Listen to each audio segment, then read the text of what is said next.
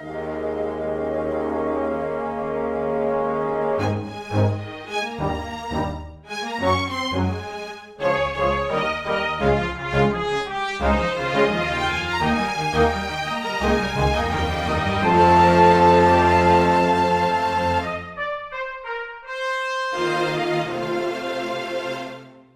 everyone, and welcome to Weekly Manga Recap here on March the 24th of 2021.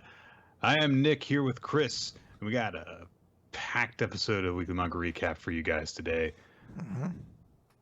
Packed because of many chapters. Yes, we didn't go above and beyond and add special sketches or anything like that this week, right? Well, you didn't get the memo? Oh, dude, I've got a 3-act structured thing. We're doing a whole Hamlet parody.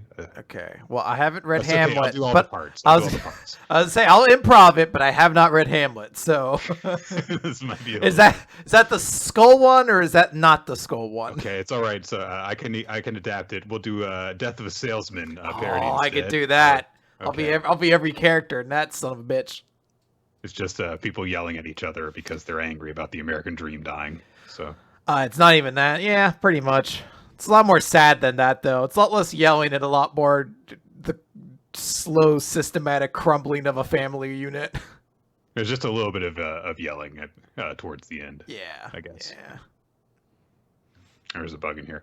Also representative of the American dream dying. Yeah. My American dream of no bugs in my apartment. What happened to that? When your family came over from Elusive, like, oh, I can't wait for our great-great-grandson to no longer have bugs in his house. I don't know what country that was supposed to be from, but that represents the fact that I'm not ethnically sure where you come from. That's okay, because I'm not really sure either. There you go. It all works out. I know where one of my 4 grandparents' lines comes from basically, and all of the others are a little bit vague to me. So there you go. So, speaking of lineage, My Hero Academia, last chapter dealt with the lineage of One for All and Deku's determination despite all the previous holders telling him that he needed to kill Shigaraki, saying, no, I need to save him, and then they went, oh, it was all a test. It's a good thing that you inherited the power. So, we pick up outside of that in the real world. Well, as much of as the world of My Hero Academia resembles the real world, I guess. Our chapter title is... Sorry, I'm going to be looking at that bug every time it goes by. Our chapter title is at the end of this chapter. It's okay. All you need to know is it's chapter number 306 for right now. So, All Might is still watching over Deku. He apparently can even sense the conversation that is kind of going on inside of Deku's head, which kind of makes sense. They said that part of his soul was inside of Deku now, so maybe the connection goes both ways in certain situations. That moment, Best Jeanist and Hawks arrive at Deku's hospital room. All Might goes to answer the door. And so they're like, yeah, we got a few questions to ask about Midoriya because, Endeavor sent us over this way because has to do with One for All. We don't know all the details, but we know that Endeavor knew that Shigaraki was going after Midoriya and it has something to do with this. Is he right about that? Can you inform us anymore? Because this is all kind of important stuff because we don't just have to fight villains. We have to deal with, the challenges facing our society right now. And we kind of have to all be on the same page. And so All Might is left to think about this for a little bit. And he concludes that, that whole thing where I told you, don't tell anyone about this secret to keep you safe and stuff. Yeah, I guess that we're past that point now. It's like in the late Animorphs books, where it's like the kids didn't really need to keep their secrets anymore because it was kind of an open secret. Spoilers for that book series that everyone should be reading right now, literally right now. Right now. Podcast. Stop it now, yeah. Catch up on the series before they make that movie adaptation, which may or may not happen because who knows? So, bug. So, All Might has Best Jeanist and Hawks follow him to a more private place so he can fill them in on things. He promises to tell them everything, but we don't actually see that conversation take place. Instead, we cut to several days later. Principal Nezu is on the phone with somebody, and he says that this is a request from an alumnus. Of course, we'll respond right away. No clue exactly what that conversation is about. And then it's press conference time. This is like the second or third time we've seen heroes get all dressed up in black suits and humbly apologize for the public at a press conference. It's not like the most common thing that happens in My Hero Academia, but it happens with some degree of regularity, it feels like. It feels like that. Is it more of a Japanese thing as well? Because it was like a big deal in World Trigger as well. So I just assume that's like more of a cultural thing. I guess it happens in America too. It's just, I don't know, nowadays. I remember that being a bigger thing in like the 90s and maybe like the early 2000s. Like anytime like a politician had like a scandal or something happen, it would be like they'd have some kind of press conference on their long, like say someone was found cheating. They'd like have a press conference. Their wife would be next to them. They would say something and then out. But I feel like that doesn't happen anymore. Maybe because people are shameless now and they don't care. But I wonder if that was specifically more of a Japanese thing. Spin doctoring, I think, has decided that being insincere about this stuff is the best approach now. It's like, no, I didn't cheat on my wife. I know I did. It's because that woman told me to. It's all her fault. So yeah, anyway. my blood pressure or blood sugar levels were spiking. That excuses everything I just did, et cetera, et cetera. Yeah. And that's why I did not have sex with that woman. But if I did, that's why I chose to do that instead of doing my job and helping you. Anyway, you need to pay me more and no taxes on the rich. Okay, goodbye. So, this time it's the top three heroes, Hawks, Best Jeanist, and Endeavor. And, of course, they're all wearing nice suits, but he's Best Jeanist. So how does he get around this? Well,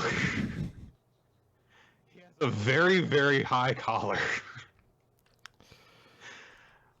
I guess because of Best Jeanist's weird outfit, I didn't really ever come to grips with the fact that he's got a long neck. Uh-huh. His outfit just covers it up, I think. So. Well, it wouldn't make sense if he was wearing a pair of pants from his chin down to his shoulders if he didn't have a really long neck. But when you take that element away, you're suddenly very candidly reminded. You're like, how long is his neck? Is that part of his quirk or just how he was born? Or I don't know. Did he force himself? Did he like do like a neck, like he craned his neck slowly, like inch by inch over the years? He's like, one day I'm going to wear a pair of pants as a scarf the way I want to wear it. Some cultures do that. Deliberately extend the necks. So I don't think they do it so they can wear a stupid pair of jeans from top down on their neck. But I don't think that jeans really factor into the equation now. But yeah. So we get some narration explaining that there are some people who have not lost their faith in Hero Society. And basically, they just want the heroes to pretend like everything's going to be A-okay. And didn't do anything wrong. And instead, Endeavor gets up there and he's like, yeah, my son that I abused and pushed to a life of crime, he was telling the truth. Yeah, sorry. He is completely honest about everything that happens. And we see like that everyone at the press conference is like, oh, shit. And we also see people reacting around the world, including the most, I don't know who this is taking a shot at, but it's taking a shot at someone. But there is some sort of neat watching the proceedings with like, trash bags gathered in his room behind him. And he's just there. He's like, well, that dude's life is over. Okay. All right. Not like mine, which is spiraling upwards every day, skyrocketing. So someone says, like, I mean, that guy should have just claimed everything was a bunch of lies. Then I believe that this is, in particular, a female reporter who seems to get a little bit of the focus during this exchange, who shouts the next bit, which is, well, what about the accusation with Hawks and Best Jeanist? And at this point, Hawks' throat has recovered enough now that he's able to speak, although it seems like his voice is a bit weak still. And he says, Yeah. I worked together with Best Jeans. Obviously, I didn't kill him. He's over there. But he says, I did that to infiltrate the enemy ranks. But the rest of the accusations are true. My father was a villain, and I did kill a villain during that struggle. Those are both true. And I concealed the details about my father, and I'm sorry for that. And with Bubai Gawara, I felt like I had no choice. And honestly, the reason that he is dead is because I wasn't up to the task. I couldn't help him to atone for his crimes, so that's down to me. I do like this exchange quite a lot. It's pretty interesting. It blows my mind that he is able. I guess they have to, because the fact that like he killed Best Genius was like a part of Dabi's speech. But it is insane to me to be like, no, the plan that I had to publicly pretend to murder one of my colleagues to infiltrate enemy ranks, he just has to like publicly come out with it. Like, I don't know why. That just like, there's a part of me it's like, that seems crazy to announce it like to the world. That's like some sort of CIA deep operative plan that doesn't get revealed until 20 years down the line. Yeah, usually when everyone involves kind of no longer in any kind of public spotlight or anything like that. Mm-hmm. He's not going to be able to be a double agent anymore now that he's done that. So. Yeah. The female reporter says, during Gigantomachia's rampage, my mother was horribly wounded. So you saying it's all true, sorry, doesn't change any of that. Do you have the slightest idea how many people lost their homes in just under a week? How can you stand there pretending it's all over, like what's done is done? Villains are directly to blame, but your mistakes caused all this, and none of your faces show you understand that. And I kind of love Endeavor's response to this, because he says, if we showed you our pain and exhaustion and tears, would that fix everything? And she, of course, gets immediately pissed off, and he's like, well, no, you need to put society at ease. You need to take down the villains, and that's how. And Endeavor says, yes, that's how I, as Endeavor, can atone. Basically going like, look, I'm not the touchy-feely, everything's going to be okay hero. I'm the I take down the villains hero, and that is how I will make up for this. And it's like, if he tried to do things the All Might way, it wouldn't work because he's not All Might. So yeah, and you can like that or not like that. It does come off as very blunt and kind of cold, but that's just the type of person he is. So it makes me wish this series took a little bit more from World Trigger, because I want to know who the PR person for the heroes is and what they're doing backstage when they're just like, oh man, I really should have prepped for that. I don't know why I didn't think this question would come up at all.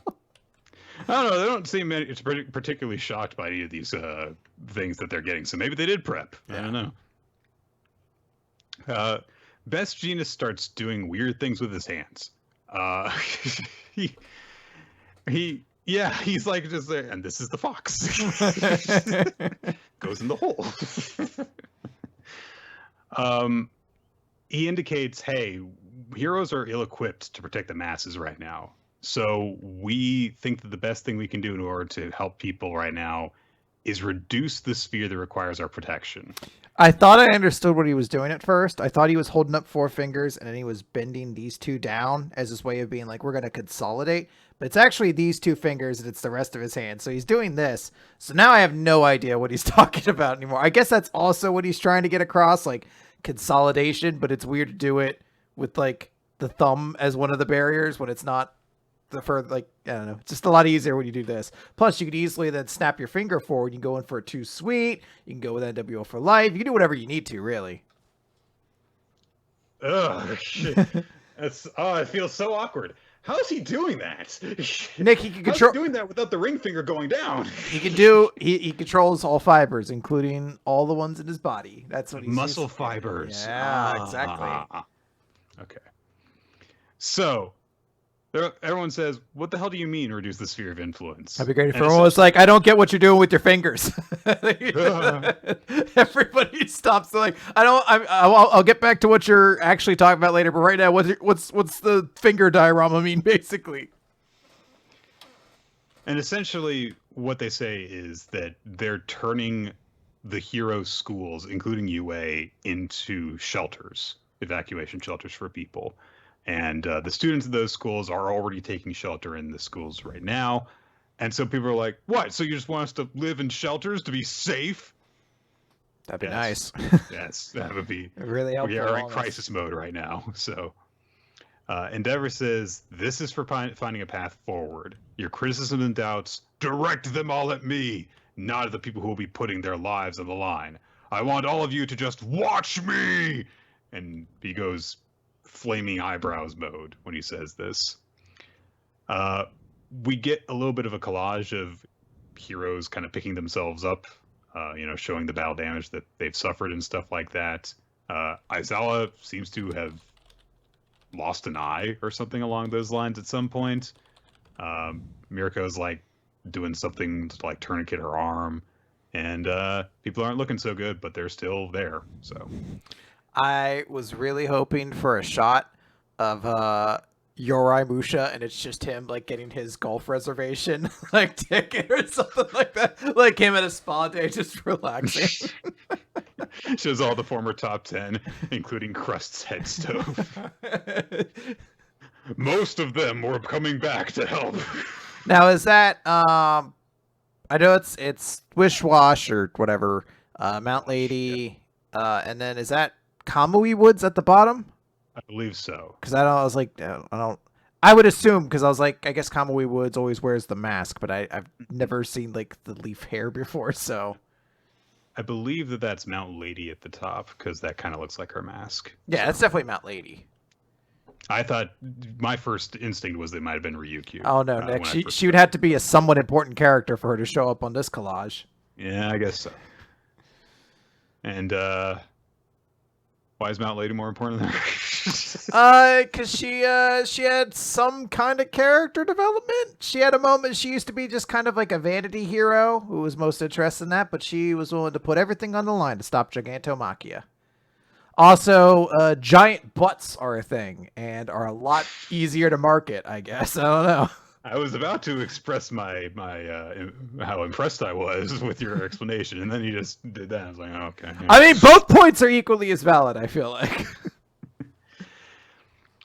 Dobby, we also see reacting to the news, and he just says, so I didn't go far enough. So, the reporters also apparently asked Endeavor about One for All, and he just went, I don't know. And then we cut over to 1A's dorm, and apparently Deku has left notes for everyone. They seem to be individualized for various people. The only one that we actually see in full is Uraraka's. But people are running around wondering about the notes that Deku has left and stuff like that. And they're like, "Oh my God, he's being targeted by Shigaraki and the villains. What's going on with Midoriya?"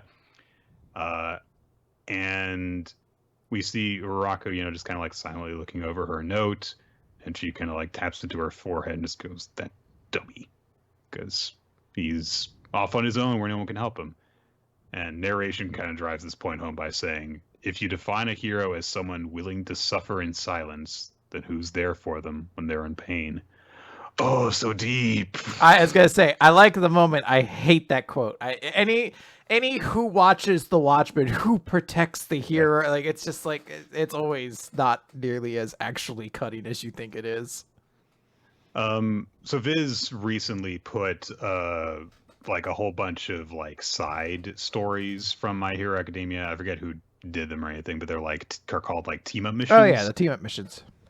And so one of the ones that I read it has to do with some characters from the first My Hero movie. And there's a wonderful exchange in it because Melissa, who is, the special heroine of the first movie, doesn't have a quirk, and she's a support.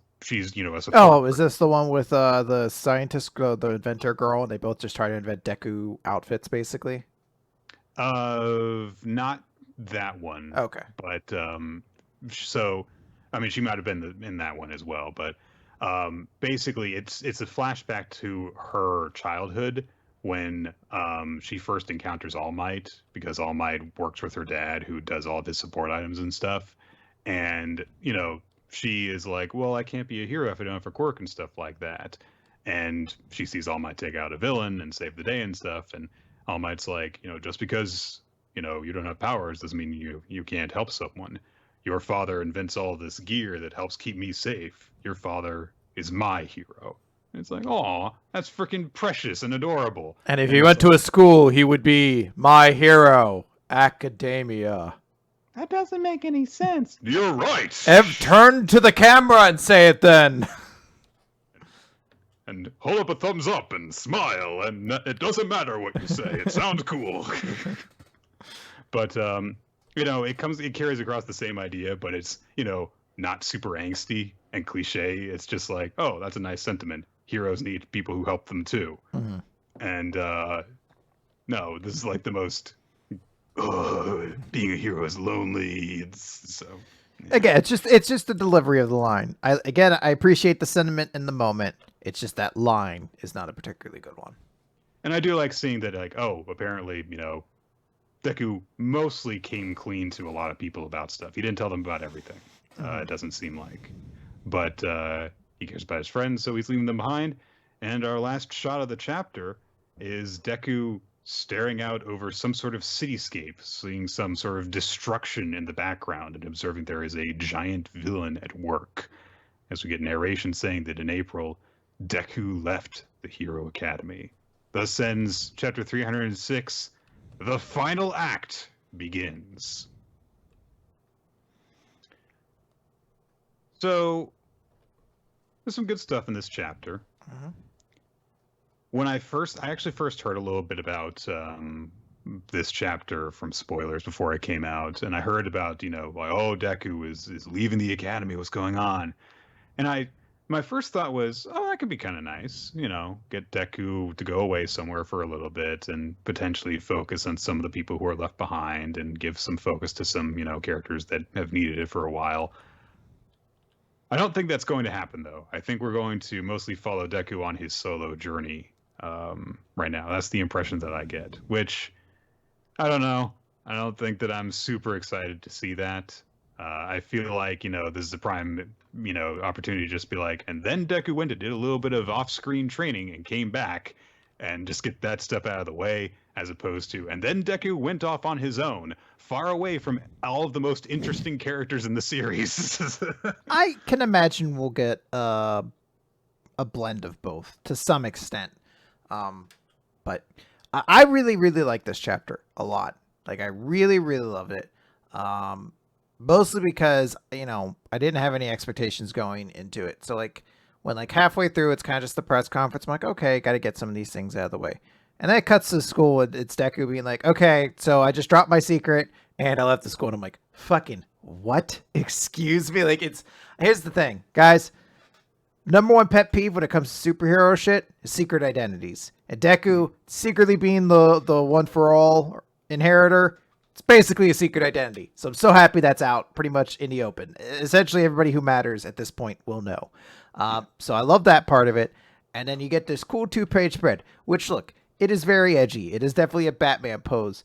But I had it pointed out, and I love seeing it now, how this is a fantastic comparison point to the first chapter of My Hero, where the first chapter of My Hero is Deku in the crowd looking up to a fight with a gigantic monster, and now 300 chapters later, he is a hero looking down on a gigantic monster, and his eyes are tired and worn down, and he has none of that jubilance anymore. It is a really good setup to a third act of My Hero, or whatever you want to call this. And I think this is actually a pretty exciting thing. I don't know how I feel about it yet. Okay. I think that I will draw a conclusion when we actually see what happens. I did not get a whole lot of excitement out of this when I saw it. Some people are saying that he's in New York now, which I guess is possible, but I don't know. I don't see any particular, landmarks that make me think, oh, that's definitely New York or anything like that. There's the gargoyle he's purchased on, but that's it. I was gonna say maybe the kind of Gothic architecture would seem to suggest. I don't know Japan's architecture. They might have Gothic architecture there too. I don't know. So yeah. Who knows? I'm if Also, nothing else boy intrigued. needed to take a change of clothes. He's How else are you gonna sell? Look, he's not old enough to have like heavy 5 o'clock shadow, so they needed something to show that he's like worn out and hasn't been taking care of himself. So they're like, all right, tore up his clothes or something like that. You see, you might think that was from his battles up to this point. No. He just doesn't understand how to dry clean, and just shoved all of his clothes into one washer and was like, "Oh, crap! Materials. My bunny mask is ruined. I'm gonna look stupid when I go out there." Yeah, it is going to be interesting to see how the people that he's been keeping this a secret from now react to this, because it seems as though All Might has left the academy as well, because narration says that it mentions Deku and All Might together at the exact moment that they get the notes. So yeah, I think there's a lot that we kind of need to wait and see what ultimately happens, but I think I'm kind of excited for it. Also, spoiler alert, I was pretty positive with just about everything this week in manga, so I might just be going in with that attitude. All right, let's move on to Boruto. Now, to take back that statement I just said. What, that you thought you knew everything about everything that was going to happen? Well, no. I thought most of the series this week were good. Oh. Okay. Boruto, not so much this week. It doesn't help that it starts with the weird, somewhat like model pose of like a 12-year-old character, including like the discretionary hand over the upskirt shot. Like, it's just one of those ones that just is very uncomfortable and gross. Chapter number 56, Code. So Boruto gets to go on a talk show.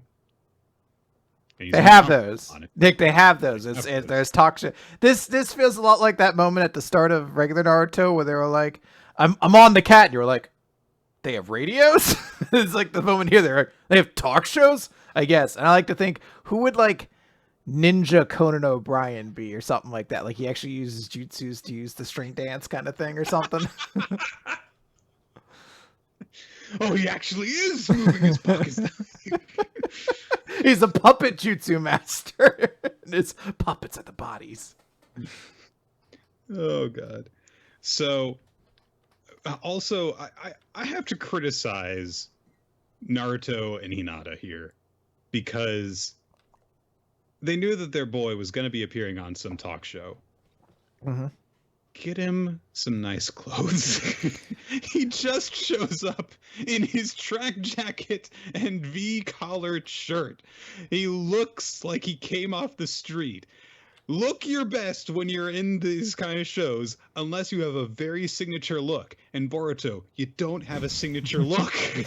I thought my signature look was looking disheveled and mildly appropriate for the settings I was in. Kind of like a cool, I'm not really trying kind of look. Did he take a bath before he appeared on this show? Okay, no, most certainly not.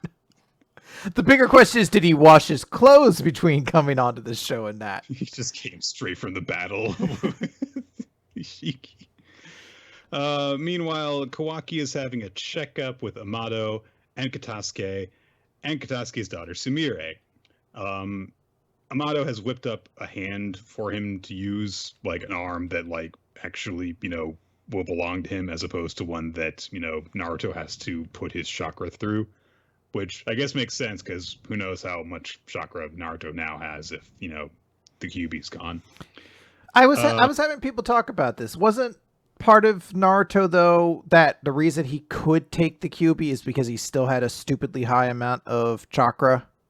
Yeah, but I don't know how much is which. Okay. Because I know that the Kyuubi's chakra is, he does have a lot of it too. So. Yeah. But, in any case, this is a much better long-term solution. Yeah, absolutely. So Sumire is basically just kind of like being an assistant and helping out her dad and stuff like that.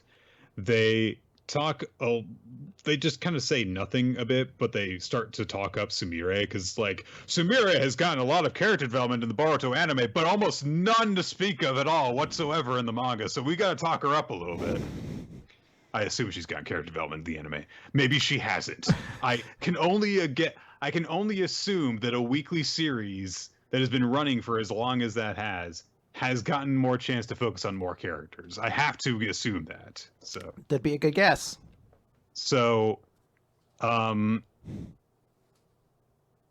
they're talking about Sumire for a bit, and Kawaki, I guess, is like, "Why the fuck is she here?" Is I think that what he's getting at. But Katasuke is like, "Oh, she knows, what she's doing, and she wanted to be here too." And Sumire says, "Hey, you can rest assured of me, but try not to get hurt from now on. Besides, you're always hanging out with Boruto, so I can ask you about him too."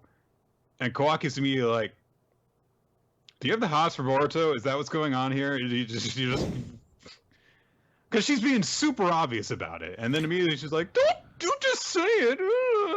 Which is weird, because I remember not that long ago there was a shot where it was her and Sarada, and she like looked and she's like, "I like Boruto. I'm gonna go after him, and I'm not gonna lose in this love thing," or something like that. She was very on front. She like, "I'm gonna be as direct as possible." So I guess it's one of those things that when confronted with it, she's like, "Oh no, I'm not actually that brave." Well, she was talking. That was girl talk. Yeah. See. So that was, throwing the Bechdel test into the sun. This is her being shy in front of another guy about it. So. And adults too. She doesn't want adults knowing about her child, her kid crushes and whatnot. Which, ironically, if she knew her stuff, she would know that Kawaki was the one that she really needed to make her love rival declaration to. So, which is very interesting. Yes, also, but it's also very interesting that like the cool, edgy bad boy is the one there, and she's like, "Fuck you! I want the fucking dumb as dirt." Fucking dry as a desert, fucking plain as vanilla hero character. I don't get out of here with your edges and your spikes and your character development. Give me that fucking boring ass character. Have you ever been on Ninja Conan? No. Ninja Conan? Conan. It all works. Holy shit, it was destiny. Conan. You just want to take his theme song and just add like the drum beats they used to add to the Just Conan with a weird Naruto headband on. Oh, like he's about to go out and he's just like, "All right, boys, let's have a good one." And then his hair like coifs over like normal. It's all jutsus. Oh my god, someone write Conan. Got a great sketch idea for him. "Hey Conan, I know that you're like 60 years old, but I've heard there's like a manga that was popular 20 years ago about ninjas that you might enjoy our riff on." Hold on, how old is Conan O'Brien? I mean, he's getting up to 60. Yeah, he'll be 60 in 2 years. Jeez. I mean, he's been doing late night since 94 or something like that, and he was like 30 then, I think. Anyway, so Kawaki says whatever and leaves. Then Boruto finished up his time on the talk show, and Boruto's like, "Ha ha ha," and it's awkward. We cut to all the other kids, basically. Sarada is hugging a pillow and is annoyed, mostly because, as we learned, that Boruto has been pulled from action for the time being, and because he's been pulled from action, they don't have a 3-man cell, because Kawaki's not a ninja, I assume, so he can't just sub in for him. Well, I assume maybe that's what the lead into this eventually is. Because Boruto's out, they don't have a 3-person squad, maybe Kawaki becomes officially a ninja and helps fill in that spot. I don't know. So Sarada and Mitsuki have been pulled from action as well. Oh god, why are you wearing overalls, kid? Jeez. So they say basically nothing of importance while expositing, which is very impressive. A lot of text bubbles and not a lot of pertinent information being shared in it. Even though they're explaining the situation, it just like none of this matters. Just keep going. Boruto is trying to do Deku's cool pose from this chapter, but he's just, he just looks like he's, moping, which he is. some girls are like, oh my god, he was on Ninja Conan, and he waves to them and is like, oh no, the karma. And so he puts the hand down, and I'm like, dude, if you're worried about that being seen, wear a glove. Yeah, wear a glove. I don't. Plus, first and foremost, knowing the like fucking style of children in this series, there is no way these kids would not find fingerless gloves to be the coolest fucking thing in the world. I guarantee they would be all over it. Or put a strap around your hand, because apparently straps are the coolest thing in the world. Did you hear? Straps with studs on are the hottest thing in all of Ninja World. Especially, they're second only to Ninja Conan. Those are the two things the kids are clamoring about. But you can also use your ninja straps to teleport around too, so you can have form and function in one awful package. We're almost there. Kawaki shows up and has a meaningful conversation with Boruto. At first, it's kind of the same stuff that we've seen before. You know, hey, stupid, stop being mopey. I respect you, but I'm acting like I hate you. But we're friends, even though we kind of don't like each other's, vibes. So, Boruto, did you hear about the guys who used blood magic to control the Diamond King? Well, I thought of something that is a little bit less morally dubious. Just slightly. You know how you have become Momoshiki's vessel? You're gonna disappear and have that guy resurrect in your body.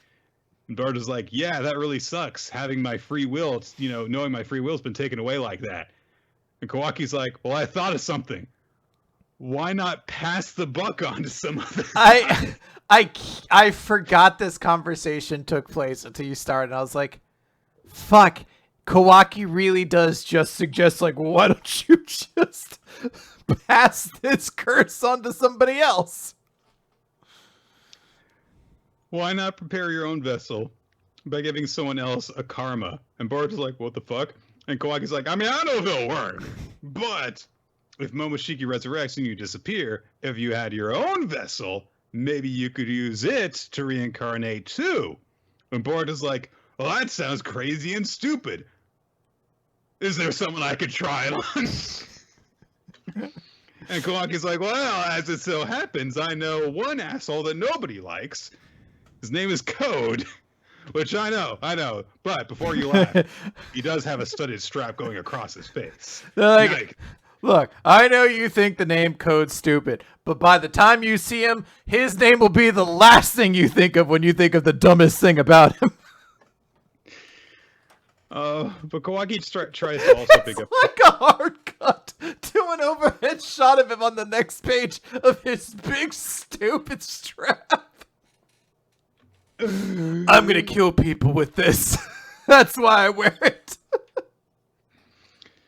So, everyone's talking about Code, while Code is... Everybody, Nick. He's the popular character of this series. Everyone loves Code. Listen, I know we haven't talked about Code at all for the last... When did this series start? 4 years ago? Jesus Christ. But Code's really impressive, you guys.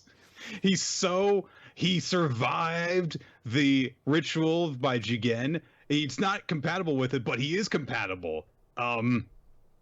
It's kind of confusing. I don't know if he's compatible or incompatible. He's the strongest ninja ever, Nick. He's super strong. So he wanders through some snow, comes across two guys in parkas, and they're like, "Who are you?" And he's like, "Oh, I'm an acquaintance of Boro, and this is his cult facility, right?" Cult facility. Anyway, so he's at the cult facility, which could mean only one thing. It's time for the final action scene of the movie. Uh-huh. So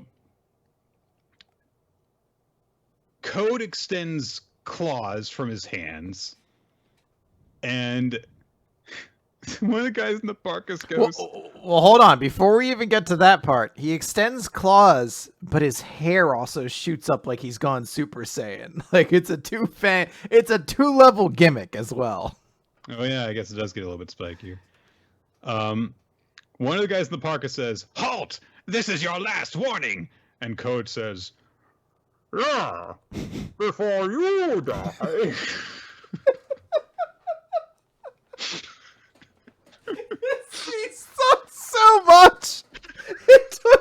line before you're like, oh, there's nothing cool to this character. He sucks in every way imaginable. Like, that line's so bad. Yeah, before you die. And he immediately murders everybody so no one's around afterwards to be like, come up with a better follow-up, my God. Like, come on. So he basically to say no you. Basically. So I like to think he murders these two guys and then just carries on. He's like, that was the fucking coolest thing I could have said. I am so cool. You know what? As a reward, I'm going to get another strap to go across my head. I'm going to wear another accessory wrong. Kawaki explains. I'm going to wear nail polish as eyeshadow because I fucking can't stop me. Oh, you tried to stop me? You're dead now. just keeps rewarding himself with worse and worse accessories. I'm gonna put a lip ring through my eyelid. I got fingerless gloves, but I cut off half of them. Oh man. So Kawaki explains that when he came to Kara, Jigen did a ritual thing where there were a bunch of other kids in test tubes like him. And a lot of them were tested and had seizures and died. He was the second to last one in the group, and Code was the last one. So Kawaki says, I passed out at that point, was moved elsewhere, so I didn't see what happened afterwards, but apparently Jigen gave the last kid karma as well. But it failed.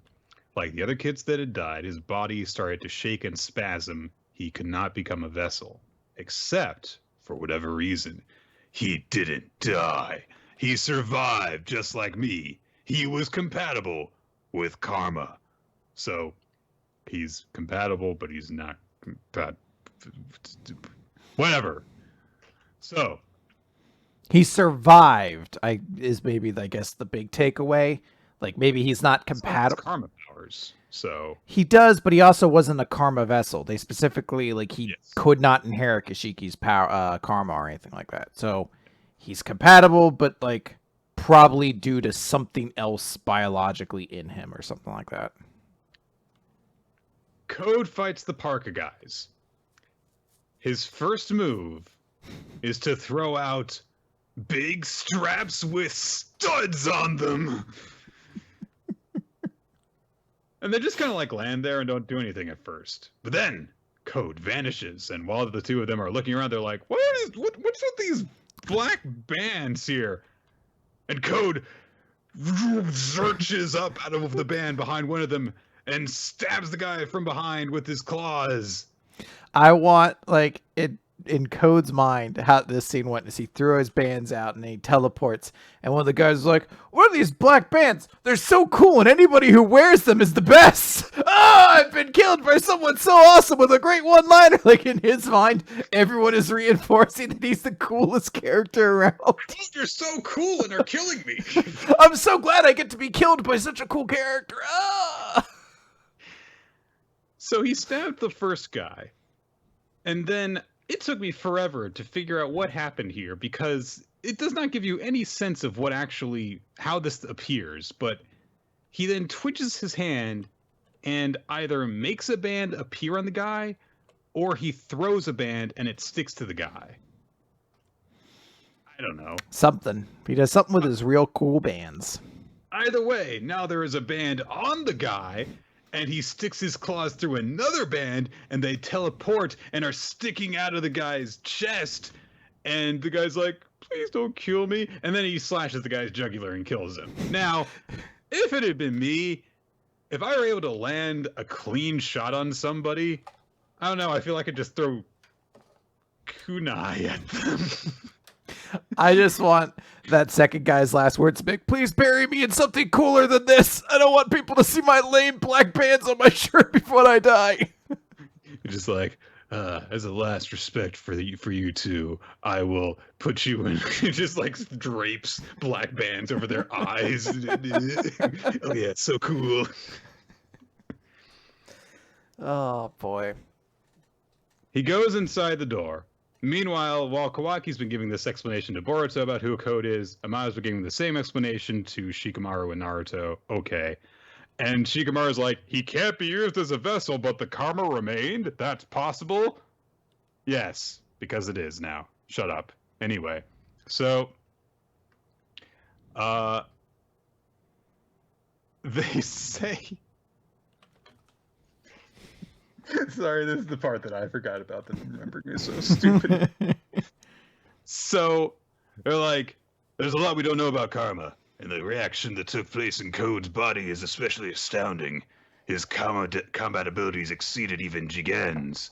Almost every member of Kara has had their body remodeled in order to strengthen it, but it's the exact opposite in Code's case. He's had limiters put in to check his formidable strength in order to avoid the undermining of Jigen's position as leader. He's so strong that they needed to put limiters on his power. Oh! He's the strongest, coolest character, Nick. We just never realized it. He's the best. I would love it if, like, because we're going to find out what his stupid power is with those black bands. And I would love it if they were like, yeah, he has this ability to kind of teleport anywhere. He could have chosen any material he wanted, so he could have chosen like concrete or something that would be like all around him, but instead he chose these big stupid black bands, so he has to throw them all out. He placed a limiter on himself and then turned it into a cool accessory. Oh gosh. So Ama's saying that there are several cyborgs he created that were stronger than Jigen's, but he had to dispose of them. There's nothing important really being said right now. I don't care. Boruto's like, hey, I guess we could just sacrifice someone else's life so I could live instead. Sure, that sounds like a good idea. So they're talking more about Code and what a cool, awesome, super strong character he is, and what they can do about karma. And how strong Code is, and then Boruto brings up, well, Dad doesn't have Kurama's power anymore. He won't be as strong as he used to be, and we can't depend on him forever. We got to step up. So no matter how strong and cool Code is, do you know what shinobi do in times like these? Kawaki's like, what are you talking about? We train! Okay, so they're gonna go train. Code has entered the facility. He comes across an old-looking guy called Bug. Yep, that's me, old man Bug, hanging out inside the Code facility. What's up? What's up with you? What are you doing? Oh, hey, Code. Hey, Code. Strongest and coolest character there is, eh? I got your black badge you gave me last time. Thanks for that. I'll be a cool kid now. But Nick, what if he's the Bug in the Code? Maybe their names are supposed to connect. I think that might be the case. I mean, he also had Delta. It might just be that, like, what, Kara was the name of the group? They might have just said dumb names. Yeah.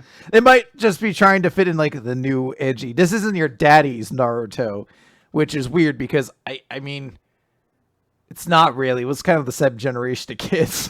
Naruto didn't run that long. So... Code says Jigen is dead and Boro's probably dead too.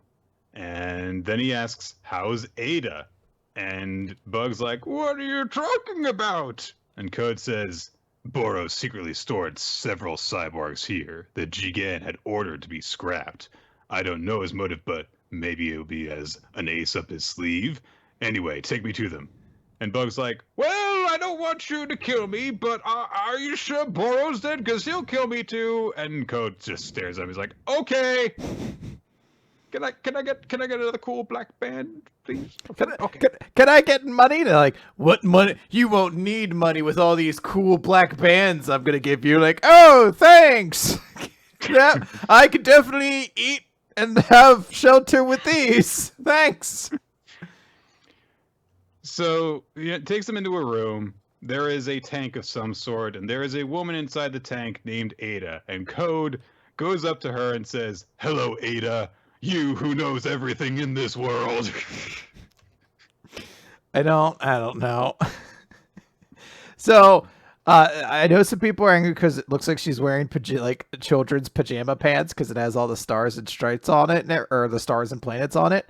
I will note it is not a skirt, as you can see from the prior shot. They are super tight or high up shorts, actually, essentially boy shorts. So her design is even dumber than you thought. I will also know. Dressing comfortably. She's sleeping, so she's in her PJs. That'd be great. She's like, "Oh, I just woke up. I should put on something that doesn't look awful. You want to join me?" He's like, "What do you mean? I look perfect." And she's like, sure, sure." Man, I wish this was just Orochimaru or something like that. I know Orochimaru isn't a hot robot girl, but Orochimaru could, honestly. He could be, yes. It would not be that big of a shock at this point. So, yeah, I guess, whatever. It's fucking robot girl. I don't care. Yeah, this is just something where you're just like, I'm sure she'll be something, but like, at this point, I'm just following along mostly with the humor of following code. Like, this is the dumbest character with the stupidest design, and it just makes me enjoy following him. So I hope this character is also like, she comes out, she's like, she looks at him, and then like she's like, I want one, and then she puts a big dumb strap on her head too. Everyone has dumb strap based powers, like, oh, I can shoot electricity, but it has to be across these big dumb straps across my head or something.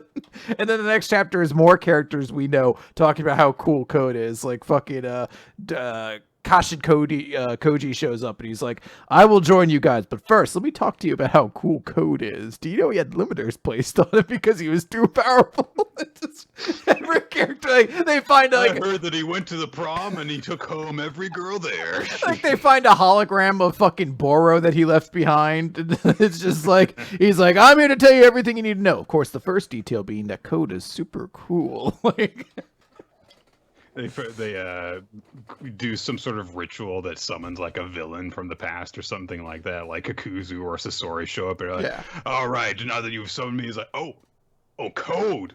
Oh man, wow. I thought I was big shit, but that band right there, how can I compete with that? They dig up Hidan and they're like, we need your help to fight Code. And he's like, Code, bury me. I don't want to be involved with that scuffle. All right, let's talk about a better series. Kaiju number 8, chapter 29. Hoshino was just getting his ass kicked by the super tough rival Kaiju guy, and we see a flashback as a young man, a boy, perhaps even, was sitting with his father. They're both, wearing very traditional robes, and his father says, or I assume it's his father, says, if this were back in the Edo period, you would be lauded as a prodigy, but the era of blades is long over. You should give up on joining the defense force. Starts to come to as Okanogi is crying out for him, and he just says, it's okay, I'm still kicking. And he puts on this big happy smile, even though he's got blood coming from about 4 different parts of his face. And he starts to get up. And he observes, like, yeah, that guy is no joke, and I don't have max release now. So he requests word of status on the outside. Okanogi says that the civilians are being evacuated soon. The troops are making progress fending off the Yoju. And Oshina's like, okay, well, I better hop to it too. I got a job I need to finish as well. The giant kaiju is bearing down on him, is going to crush him with a punch. But he gets out of the way and starts using his sword techniques again on the guy. And he's trying to cut into the thing. But the rival kaiju just says, I've got you figured out. Those blades won't beat me. And Hoshino, while he keeps dodging around, thinks to himself, shut up, I know. I've known that for a while. And he again thinks back to his father, who says, your unleashed combat power for marksman weaponry is low. And that won't do in the modern era. And later on, when he's going through training, he's told by someone saying, you should give up. Recent years kaiju trend towards giant class. Your blades can't get the job done alone. Become a sword slaying technique instructor instead. And Hoshina just says, I've been hearing that crap since I was a kid. But she told me something different. And we cut to a different flashback to Hoshina meeting Mina, who says, I hear you're a blade specialist. And Hoshina's like, yeah, I am. Okay, she's going to tell me how I should quit because I only use blades. And Mina turns around and says, I need you. I need your abilities. Will you join my force? We can't overlook the possibility of powerful miniature-sized threats cropping up. And also, I'm totally inept with bladed weaponry, unlike you. I try not to use a kitchen knife if I can help it. When I need to shoot a threat, can I trust that you'll clear a path for me? And in the present, Hoshina says, she left me in charge, and I'm going to defend this base to the end. And he keeps on dodging around the guy that it nearly crushes him with its tail, and he runs up the tail and slashes into his back. He's using sword technique after sword technique, 2, 3, 4, 5. And he goes for number 6, and it grabs him in one giant hand and starts to crush him. As Otonogi and the others in the operating room look on in dismay, as Kafka runs up and is still looking like he's about a block away from the scene. And he thinks about Kafka thinks about what Ichikawa had warned him, don't do anything reckless. But Kafka radios over to Ichikawa saying, I'm sorry. Because he knows that if he does this, he's going to be seen. I mean, he's running into the base in order to save his vice captain. We also see shots of drones that are following everything, so he'd be seen transforming immediately.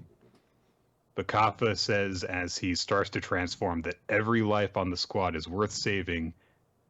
But before he can do anything, a radio message comes in saying, good job holding things down, everyone. And everyone reacts to this. And Hoshina, still in the grip of the kaiju, says, hey, I got you beat. And then its arm gets exploded off. Unfortunately, not the arm holding him, but it then drops him. Yeah. So. Not just the arm. Like, half the torso is gone. Like, the entire left side of this thing is shot off in one gigantic explosion. And Hoshina says as he falls, I'm the vice captain of the base. Passing the baton to her is my job. And of course, Mina's arrived. And she sends word to Okonogi saying, abridging request due to emergency. I'm blasting this thing away. And she's got her giant ass gun with her, and she is unleashing maximum combat power to 96% to shoot this thing up. There's also a visual of like a tiger behind her, and I want to believe that tiger is really there, even though it probably isn't. It is. That's her tiger. She's got a tiger? Yeah. Since the first time we ever saw her, she had a big-ass tiger that's never done anything. I remember this! Yeah, she had like a big-ass tiger the first time we saw her in her house or whatever. I'm very happy. I mean, we'll have to see it do something, I guess. I just feel like it's never done anything. It's just been around. So maybe it I don't know, maybe she rides it and shoots shit. That'd be kind of dope. The chapter was extremely cool, though. I think it was a really cool build up. It made Hoshino look good. We got some more explanation about him and everything he's about. And then it wraps up. It also gives us the moment of Kafka being like, you know what? I'm going to do it. I know this is the end of everything, but I will not lose Hoshina at this point. So it's that moment. And then the big, nope, she's here. And Hoshina being like, no, I'm the vice captain. I'm just here to make sure things are good for her, basically. It's a cool pass into the baton moment. I think that this was also a much needed little bit for Mina. It's still just in the realm of wow, she sure is strong, but showing more of the background and how she interacts with people beyond just Kafka, I think it's starting to help flesh her out a little bit. So, yeah, great chapter. So, yeah. Spy Family, Mission 43. So,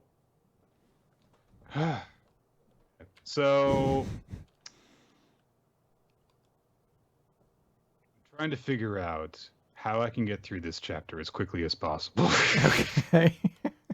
I didn't really care for the chapter itself, but I like the implication at the beginning and end.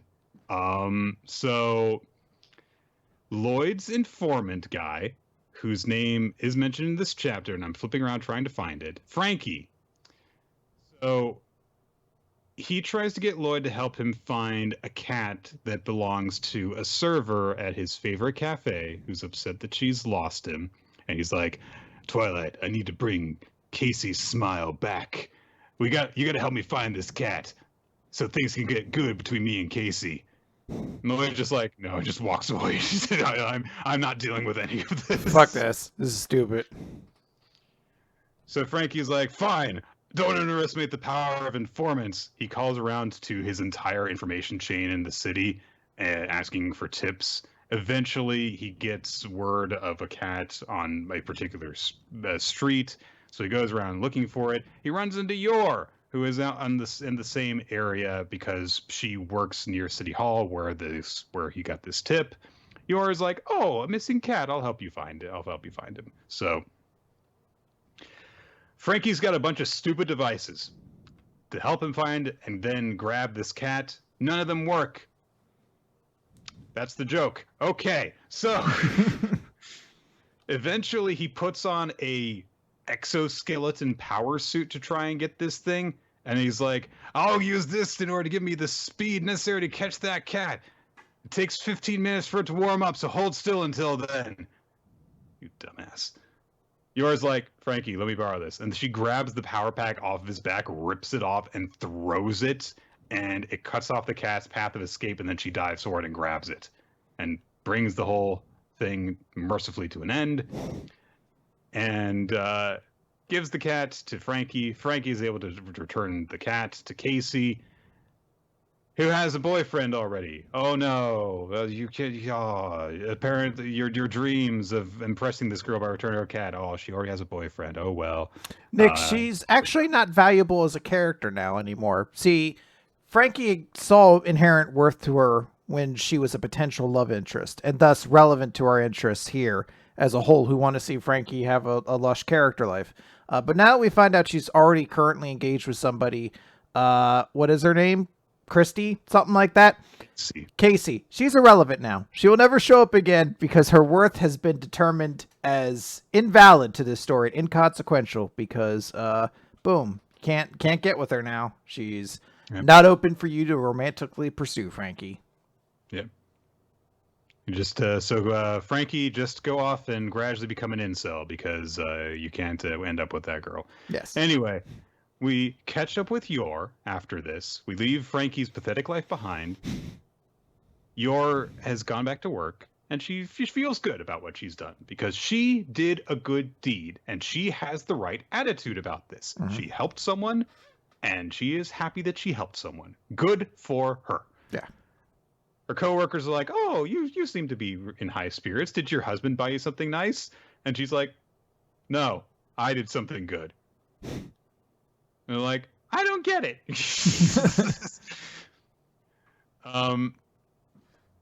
One of her coworkers observes like maybe she's happy because she's started to act a little bit normal. And she's like, oh, I am. Oh, yay. Oh, so, but at that moment, this older man comes in and is like, oh, Miss Breyer, Mrs. Forger, you have a phone call. It's from your special contact. And goes and answers the phone and gets really serious and says, it's me. And the person on the phone says, good day to you. I have a new client for you, Thorn Princess. Now, the reason why this is important is because at the very, very beginning of the chapter, before all of Frankie's stupid bullshit started, he was talking to Lloyd about the Association Garden, an assassin group that's been operating in the country and is a very, very shadowy. They get orders from the shadow government in order to take people out. Garden and Thorn Princess obviously seems like there is a connection. If Lloyd is potentially going to have a run-in with this group, then York could potentially become involved in one of his missions with them potentially being on opposite sides of it. So that is the important thing to take from this chapter. That said, this chapter was stupid.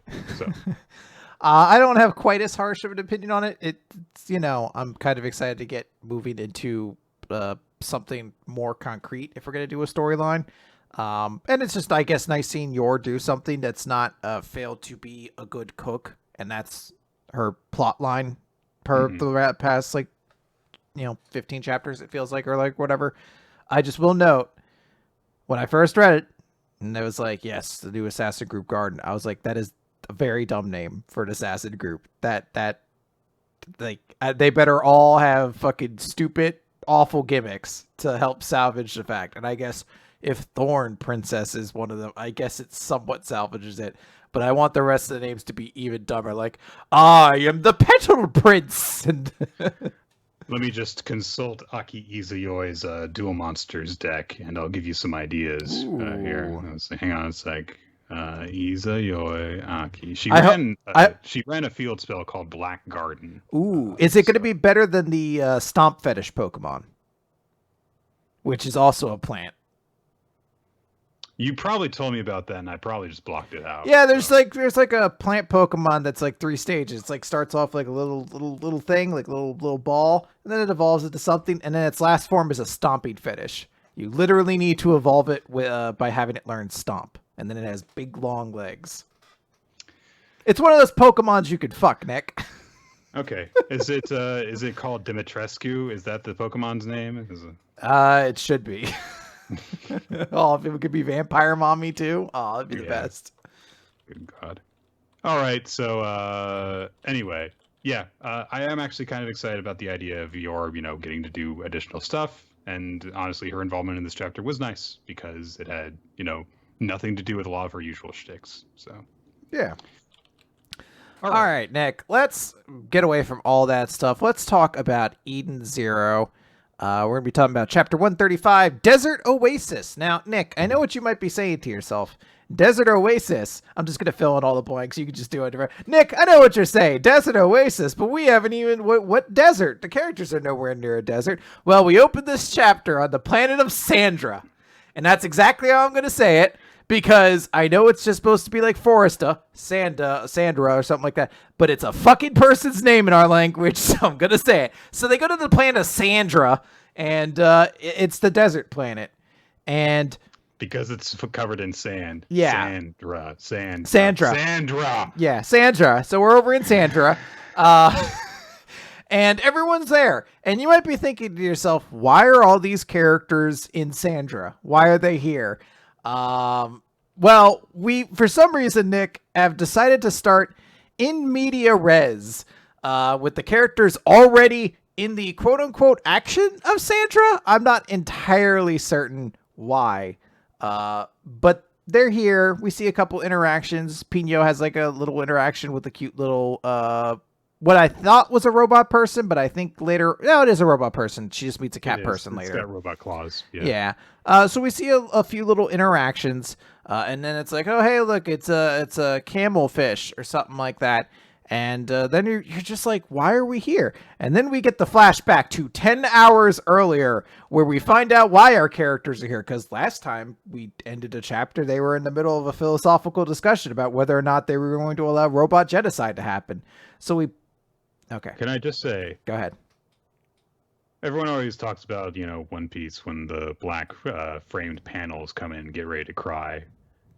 Black framed panels for a flashback is a way better decision than graying out the contents of the panels. It's so much more difficult to tell what's going on in all of these shots. I can't even imagine what this must look like for scanlations, because that already inherently darkens like stuff as well. So you just be looking at like black panels with like fucking dialogue. Anyway, everyone's like, all right, well, I should say Shiki is like, we have to stop Shura. We have to stop this stuff from happening. And they're like, all right, well, we'll just have to go find him. He's at the temple. Let's go over there. And Laguna steps in and is like, okay, you're all idiots. So you can't just do that because there's like 60 million or 60,000 ships and they will just blow you up. And then there's like 100,000 ships beyond that. So it's just not feasible, basically. Chiki's like, doesn't matter. We have to save the robots. And like Laguna really hammers in like, look, it doesn't work like I know that you have this dream, but it does not work like that. There are too many numbers. But if you're all interested Are in any this, of their friends my friends? if you're still interested in this, I know somebody who we might be able to get help from, but we can't call him. We'll have to visit him in person on Sandra, the planet of sand. And normally I don't complain about this sort of thing, but I do want to note that this is a particularly uninspired setting. This really is just like, I wanted a sand arc, essentially. I've been watching The Mandalorian. And, Yeah. a lot of desert planets. Well, like, look, so Forest was not a particularly interesting thing, but at least it had that gimmick of, like, fish swim through the forest like it's basically a giant ocean. There's nothing about Sandra to really establish anything outside from there are fish camels. And they also explained that the planet is, like, 70% sand anyway, so what does it really matter? I don't know. Eventually the heroes find some like hidden alleyway, and Laguna's like, look, I'm gonna be the one kind of guiding us on. So they do the whole like, you know, passcode thing to get inside, and we're introduced to I don't know what he is. He has a pompadour. His name is Ibaraki, and he has like a machine gun or assault rifle, and he comes in. Does not hold in any way that makes sense. No, not at all. It's got a shoulder brace, and he holds it away from his shoulder. So yeah. So Laguna comes in. They're like, Laguna, I'm surprised. I'm surprised you came back. Because he's got like an accent, you know? Oh, if you're not surprised, I'm surprised you came back now. I'm going to kill you, you dirty, rotten coward. And everyone pulls out their guns, and it looks like it's a big standoff. And people are like, wait, Laguna, I thought you said these guys were your friends. And he's like, yeah, my old ones. And Shiki has a great line where he says, then they're my friends too. And he just extends his arms. And I was like, all right, that's a pretty decent moment where he's just like, it's a transitive property of friendship. You're his friend. I'm his friend. Thus you are my friends as well. And they're just like, no, we're not. We have issue with your old buddy. The boss told us to shoot you on sight. And before they can, Shiki activates his ether gravity field and knocks all their guns to the ground. And he's just like, yeah, there's going to be no shooting here today. We don't need guns to talk.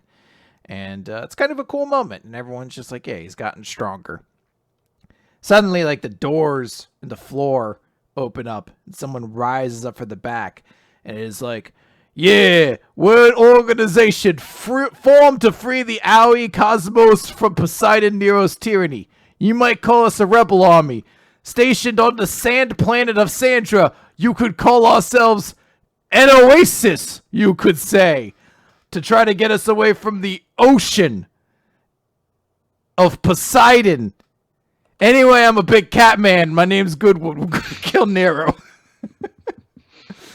And it's pretty much the chapter. I actually like Goodwin's design. Yeah. This giant cat man. He's fucking humongous. He's just a gigantic cat man. Yeah. I actually, for the most... That's all I have to say about this chapter. I don't really have much to say about it. I actually kind of like this chapter for a couple of the small moments. We get like little bits and pieces of character development here and there. I like Shiki taking down all the guns and being like, look, we don't have to have guns to have a talk or something like that. It just kind of makes him have like a cool hero moment. And I like that we're getting some more insight into Laguna. I'm slowly getting more and more curious as to what his character's all about, and it looks like he's going to be taking some measure of like a central role in this upcoming arc. So I think the design of the world and setting we're on right now is super uninspired, and I don't understand why we started in media res as opposed to just continuing the conversation from last time and then going from there. But otherwise, I thought there were some small moments in this chapter that were decent. Yeah, I mean, I wouldn't say it was bad. At least it was just kind of mostly like, all right, we're here now. Yeah, for me. That's pretty much it. Sandra's fucking great though. I'm gonna have a lot of Sandra. Sandra.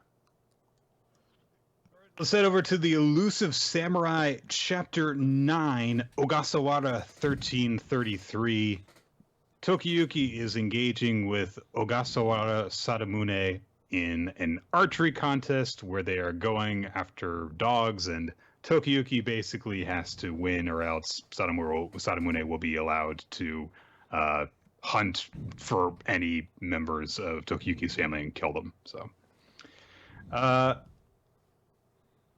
we do see that when he was getting some advice from Yorishige, that he actually got some very sound and relevant advice, which starts off with, yeah, fire your first arrow at Sadamune so that, he'll focus on you because he'll get pissed off at you. You don't need to hit him.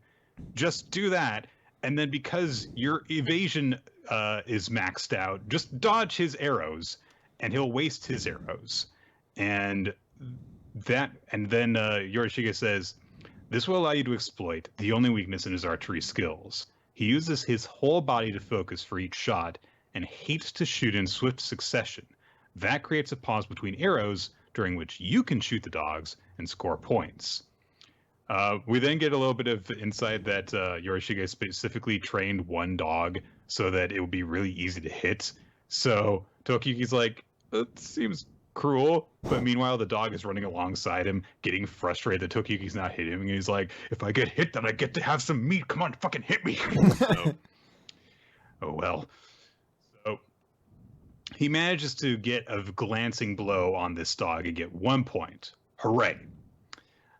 So Tokiyuki's pulled ahead, but Yorishige's got all of his, not Yorishige, Sadamune's got all of his arrows aside from his first shot. He starts shooting at Tokiyuki, but Tokiyuki dodges around stuff, and we get some comparisons to how fast these arrows are coming in. One's like a screaming fastball, one's like a bullet train, which seems like it would be very, very, very difficult to dodge, so good job.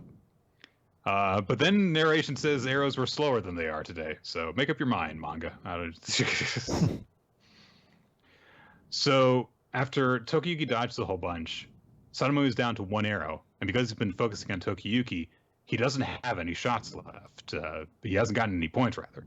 So at this point, Yorishige's instructions go to Sadamune is going to begin to think that he's going to lose, and he may switch to targeting the dogs, but the dogs readied for this day are the fastest Suwa Grand Shrine has to offer. Even Sadamune will not find them easy to hit, and that is your chance to loose one of your remaining arrows at him. In his haste, hesitation, and fear, he will lose his composure and find it difficult to shoot at the dogs. And we see a lot of cool visuals, that carry this point where, Sadamune is kind of starting to panic. He's kind of starting to shatter from this. Tokiyuki's got 2 arrows left to Sadamune's 1. He takes aim with 1 arrow, but then Sadamune gets a very serious look on his face, and he starts to maneuver his horse so that he is in Tokiyuki's blind spot, pursuing after him. So they're like, oh, Tokiyuki can't just twist around and shoot at him. He can't position himself while he's riding like this. So, yeah, in addition to just being skilled with the bow, Sadamune's got really good horsemanship. He's got the superior horse riding techniques. So anyway, they get basically Tokiyuki's retainers get this explanation like sports announcer style from Moritaka, one of the shrine guys that we've seen before. And they're like, huh, he's like a commentator. Yes. So, Tokiyuki tries to shake Sadamune, but Sadamune is just better than him in horse riding. We get just all this stuff talking about how great he is. This guy is as good at archery as Code is at everything else, you guys. So, we even get indicated he ended up founding a school of warriors that still flourishes to this day in the 21st century, which may be true. This is dealing with an era of history that I know very little about, so it is possible that this is actually accurate, but I don't know. So, Tokiyuki gradually loses control of his horse, and Sadamune takes advantage of that, and we get this big full-page spread shot of him loosing his final arrow, like it's a finisher in a video game, with text going down across the panel and stuff. All-seeing demon Ogasawara Sadamune. And his blunt arrow strikes Tokiyuki in the back of the head. And that gives Sadamune a good 5 points, which puts him ahead of Tokiyuki, who's got 2 arrows left. So they're like, how can he make up the 4-point gap? And now Ogasawara is feeling very confident, because not only has Tokiyuki not been shooting very well up to this point, but now he's basically dealing with a concussion because he's just gotten hit really hard in the back of the head. And he says that he's going to stay in Tokiyuki's blind spot. And he says, when you aim for the dogs, I'm going to ram my mount into yours, because fuck you, kid.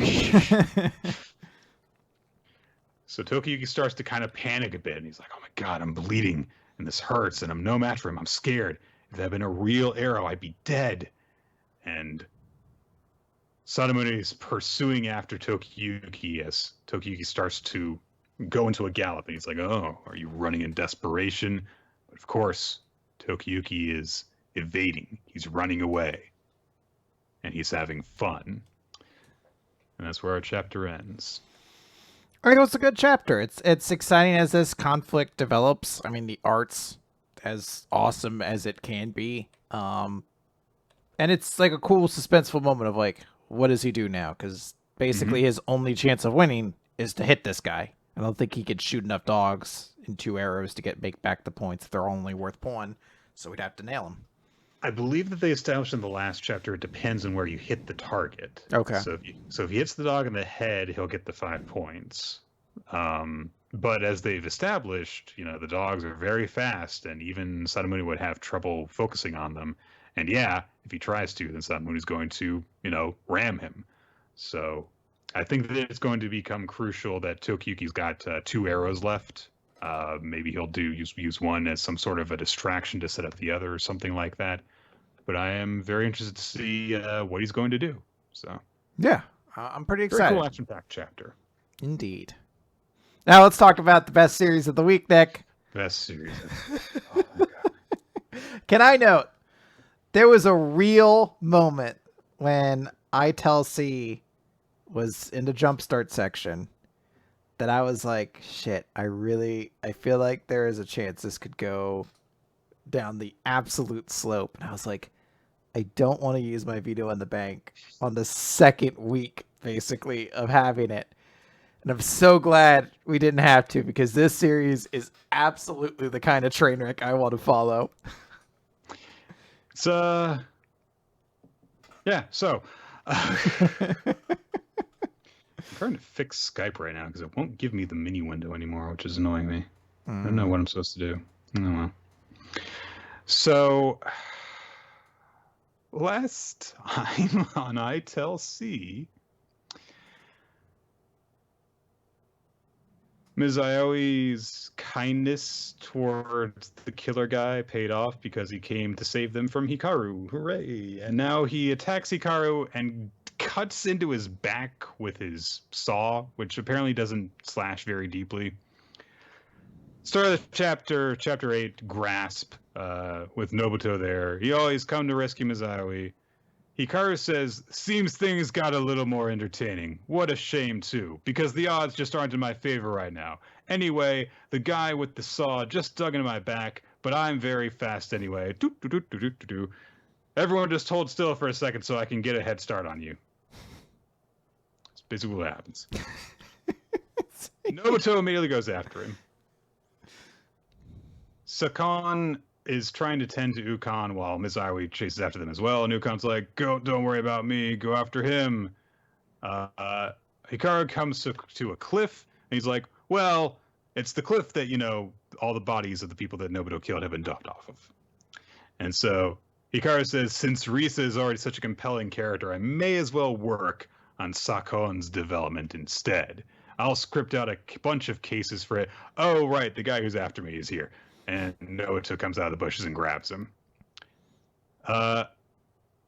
Ms. Aoi comes across the scene of Nobuto strangling Hikaru and kind of leaning him backwards slightly over the cliff. And Hikaru says, don't tell me your plan on dropping me. If I fall from here, there's a 9 in 10 chance I'll die. Have mercy. Let go. And then he grabs Nobuto around a tie and instead sends them both tumbling backwards over the cliff as he throws himself back and goes, clumsy me, FL! has such a stupid gimmick where he's like, but I won't because I'm an important character in this story and you're not. Yeah, so he says that he's got a character shield, basically. Like, he pretty much says that. He's like, I have plot armor. You can't kill me. I'll die. I'll definitely survive this. He tries to pull them backward. Nobuto manages to grab the edge of the cliff while Hikaru is holding on around his tie. As his hand slips off, Misaoi rushes in and grabs him by the hand. Oh, she took his hand again. Oh, symbolism. And she says that she's not going to let him die. And then she realizes that she is trying to hold up 2 fully grown men, and she weighs approximately 70 pounds. And so she starts to slip off the edge. But Sakon comes up behind her and grabs her ankles. And so it's like the end of, the movies where like we form a human chain in order to hold everyone. That's happening right now. Sakon's holding on to Misaoi, who's holding on to Nobuto, who has his tie clung to by Hikaru. And they're all dangling over the edge of the cliff. So Nobuto says, let go of my hand, you'll fall too. But Misaoi was like, no, you'll die. But Nobuto says, I am a bad guy. Beyond redemption. I don't have enough lives to atone for what I've done, so I want you to take the one I do have and use it to beat the bad guy. That is what I want. And Misaoi is like, okay, in the name of love. And she lets Nobuto drop, or I guess slip through her fingers, basically. In the movie adaptation of this is where they would start playing Billie Eilish's Bad Guy. Like, I want the bad guy. Burn it as he starts falling. Burn it. You're playing all the trailers. Yay. Okay, so that happens. Misaoi is upset. Now Sakon calls 119. Mm-hmm. No, Misaoi calls 119. Sakon, you're a cop. Come on, dude. He's grief stricken. Nick, as we're gonna come to understand, Sakon is having a lot of difficulties processing his brother's death in the ways where he doesn't make the rational decisions, and sometimes he just moves into wildly different mood whiplashes, essentially. So she's trying to call for an ambulance, but they can't connect because they're in the mountains, I guess. So that happens. They go over to Ukon, who's slumped up against a tree, and I don't know, insert your own death speech. So his death speech now. How dare you take the gravitas away from this moment before the series will do so in about 2 pages? Look, I why bother building it up? Like in 2 pages, like Sakon basically forgets his brother's dead. Like he just. So they're like, Ukon, we'll get you down the mountain and patched up in no time. And Ukon's like, I mean, if you had stayed with me and done first aid, maybe you could have saved my life. But okay, sure. Now you're worried about it. It's too late now. Misaoi blames herself because she says it's all her fault. But Ukon says, if Nobuto hadn't come, he would have killed us all. The power of your love saved you, and Sakon as well. I should have picked up on that power sooner. I'm sorry. And don't cry, Sakon. Nobody likes a crybaby. You decided to trust Aoi and accept her in your life, and that wasn't the wrong choice after all. You really are just like Dad. You should take Aoi's hand. You can still be a cool, unyielding hero. No, he can't. Who protects what he wants. So be one. I was too late. Too late to be a hero like those I admired. To be a hero like Dad.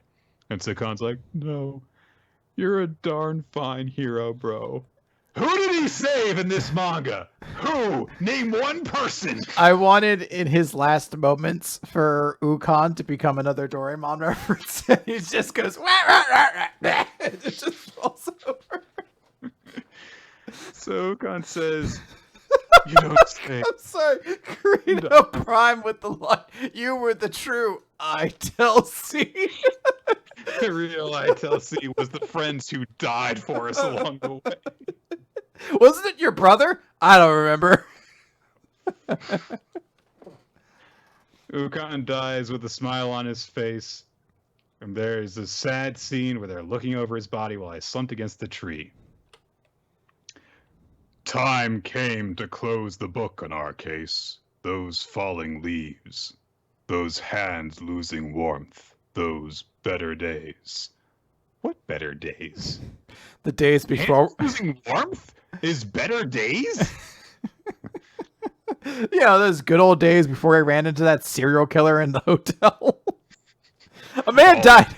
A man died in that hotel, by the way. I don't know if they address it, but the caretaker was also murdered as well. All of it never to return, for time marched on.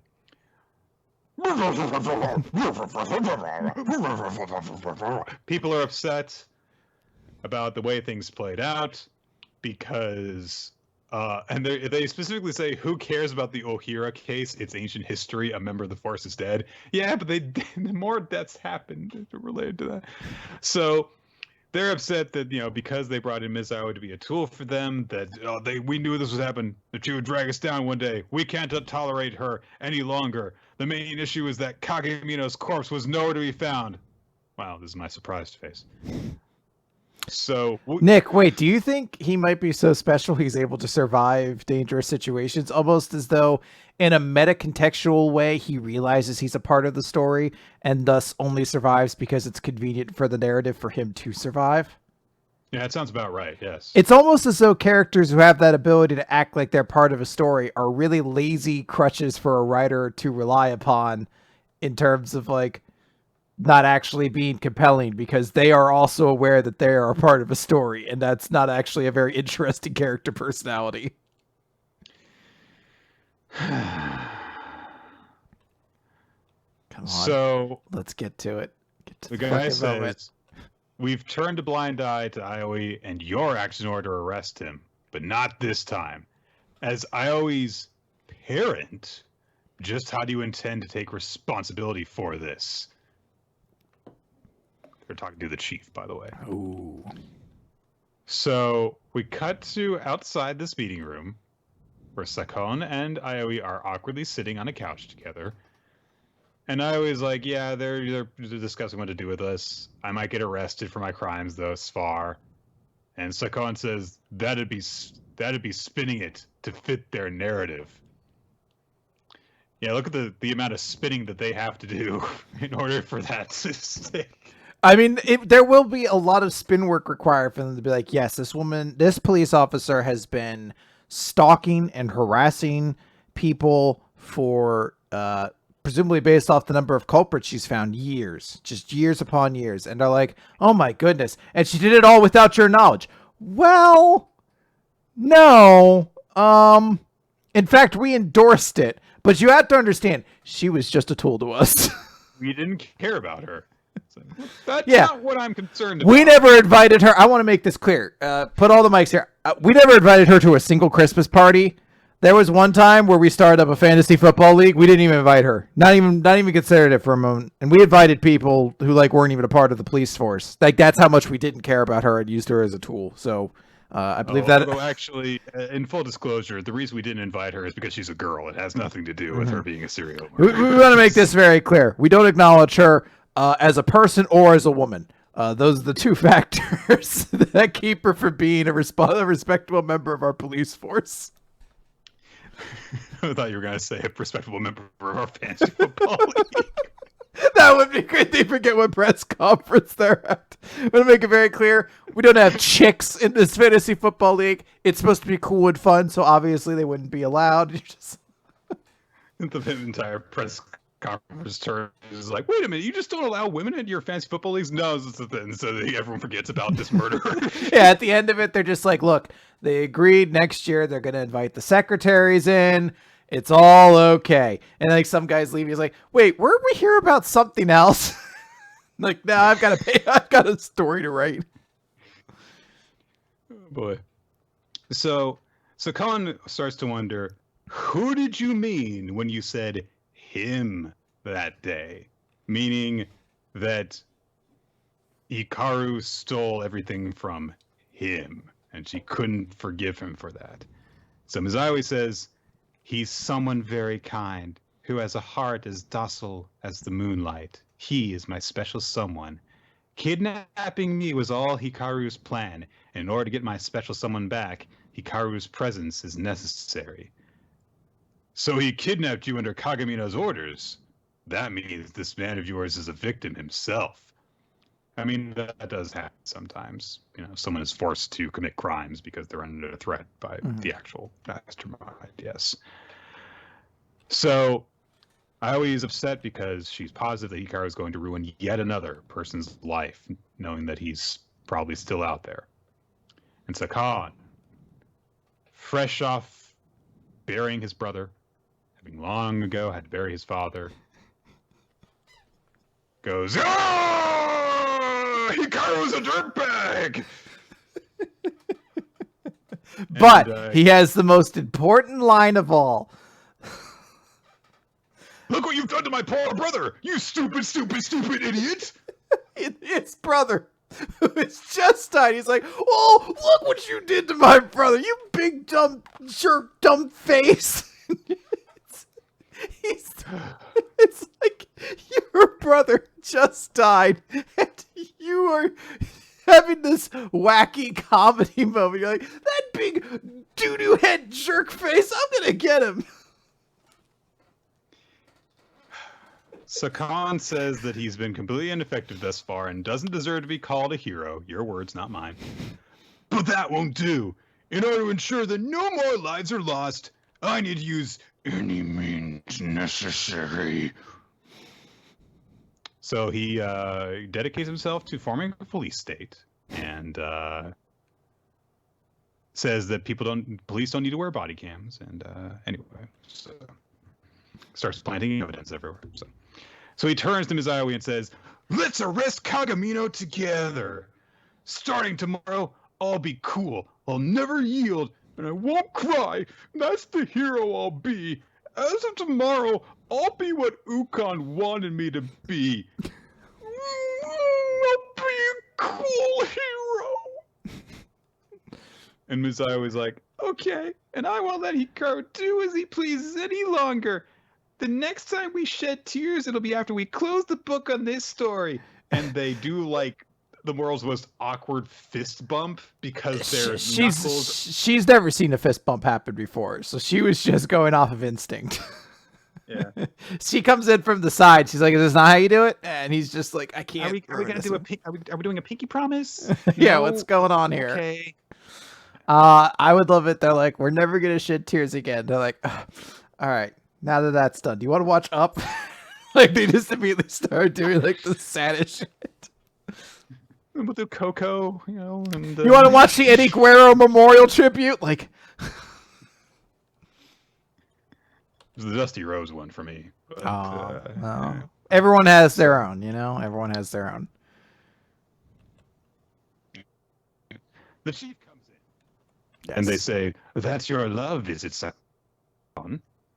And they say, "Brotherly love. It can bring a tear to your eye. Having a younger brother myself, I know how you feel all too well. Sorry, though, Risa needs to take responsibility for her actions.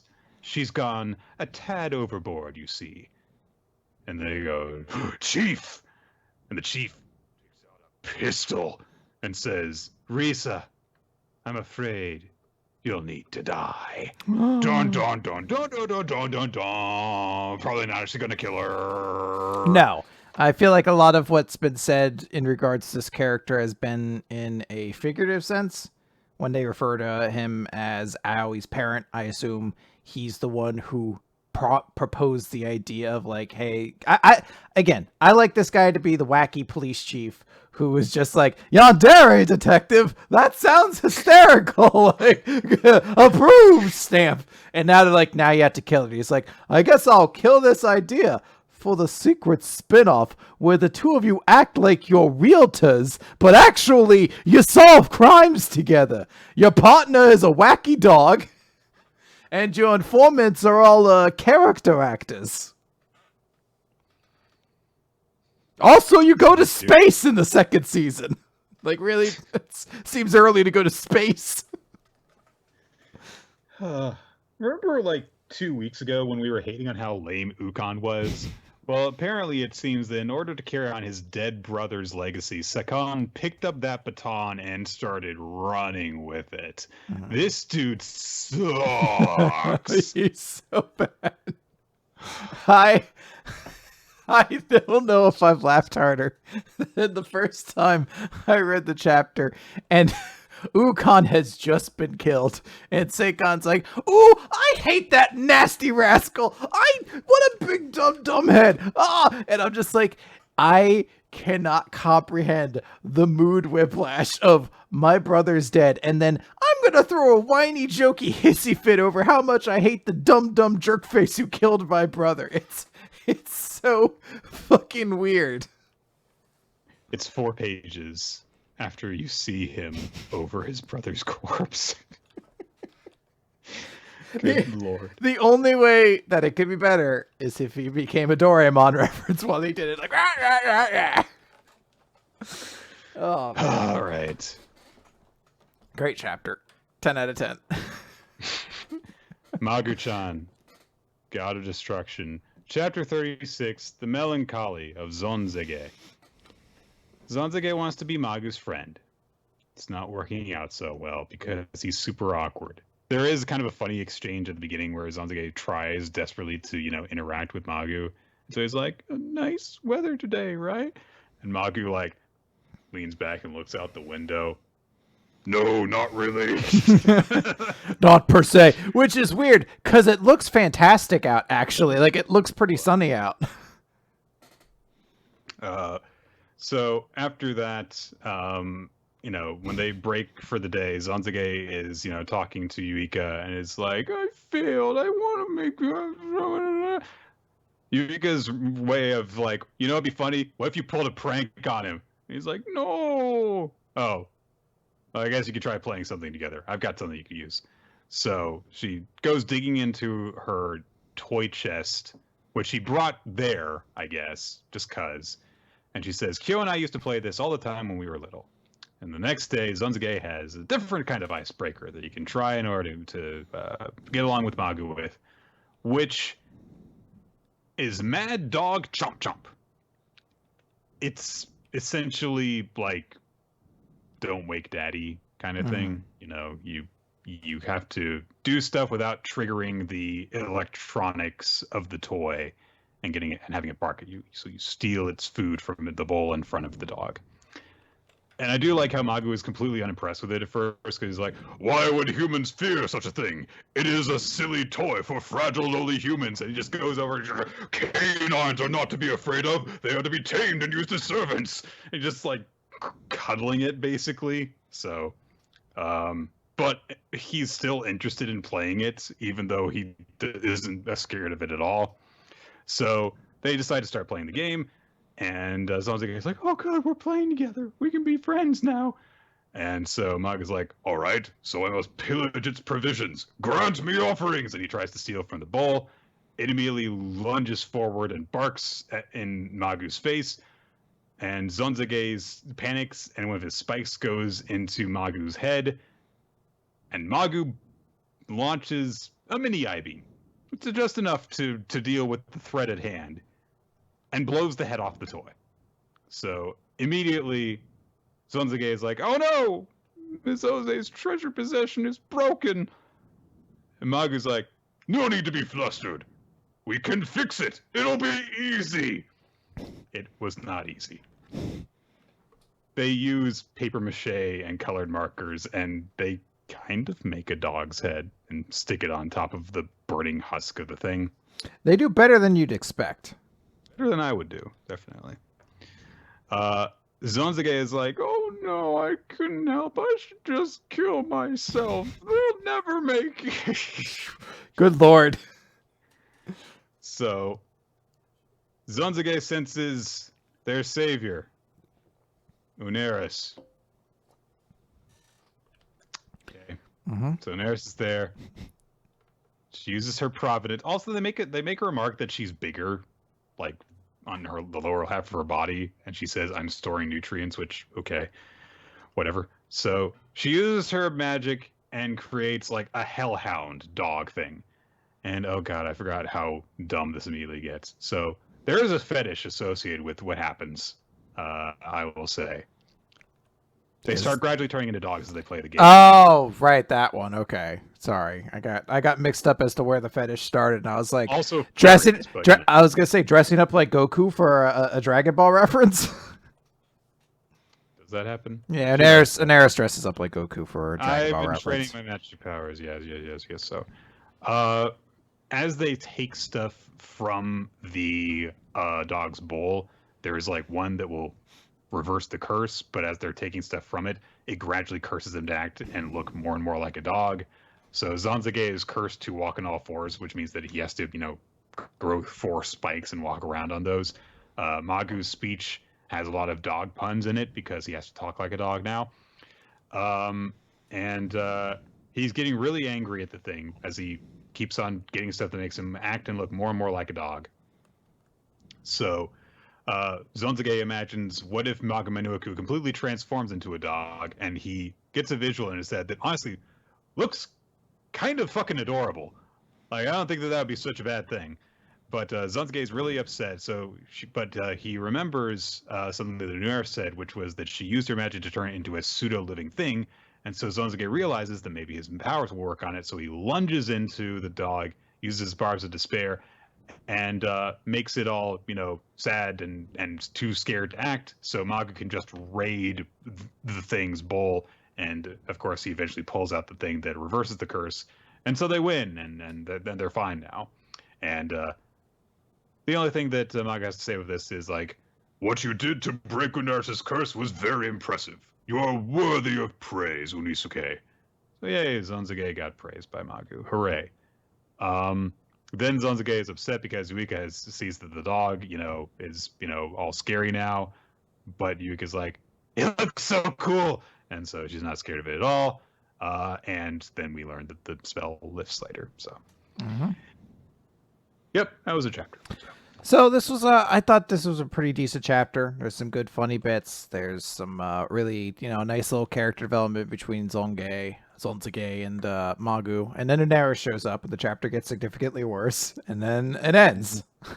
She's like the Kramer, except every time... Well, I guess that's how Kramer did work on Seinfeld. He generally made situations worse by showing up. So I guess she really is just the Kramer of the series. She basically opens up the window and she's like, hi, it looks like... She's like that annoying Cliffy. She's like, it looks like you're having a moderately enjoyable chapter of Magu-chan. Would you like me to ruin it with my bad jokes and my stupid plot developments? Yeah. It's mostly just the bad jokes. Like... Oh well. Nick, Nine Dragons good series. 9 Dragons Ball Parade. Chapter 6, Hawk and Dragon. Hawk. Last time, Tsurugi was facing off against the battery of Azukita and Ryudo, who were going to let him play and enjoy baseball one last time. The count is now 0-2 because he nearly smashed a home run, but the ball went foul. So now everyone's super serious about this. Azu and Ryudo take a little bit of a break to discuss their plan, and so they're like, "Oh man, this guy's so skilled." And Ryudo's like, "Yeah, we need to beat him in order to beat a team like Hakuo." So he asks Azu, "Do you have a plan?" And Azu says, "I've got one idea." He goes back to the plate, and then he signals to Ryudo, who shakes off the pitch.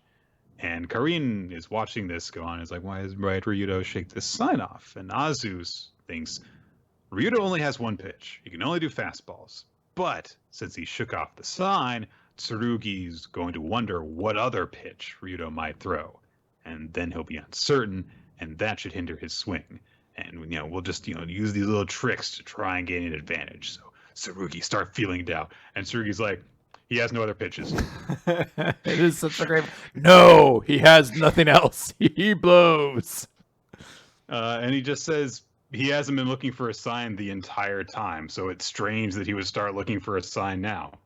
So he's just going to throw a fastball.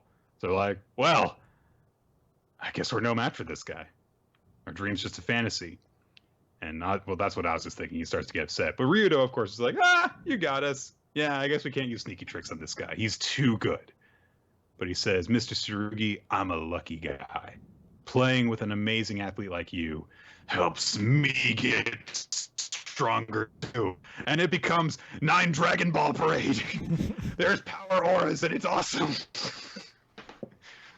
So he's glowing with a fighting spirit as he gets ready for his next pitch. And he just thinks to himself, if we can't realize our dream at our current skill level, we'll just have to get crazy and surpass ourselves. And he launches his pitch, and he kind of fires almost a knuckleball with the way he launches the pitch is high up on his fingers.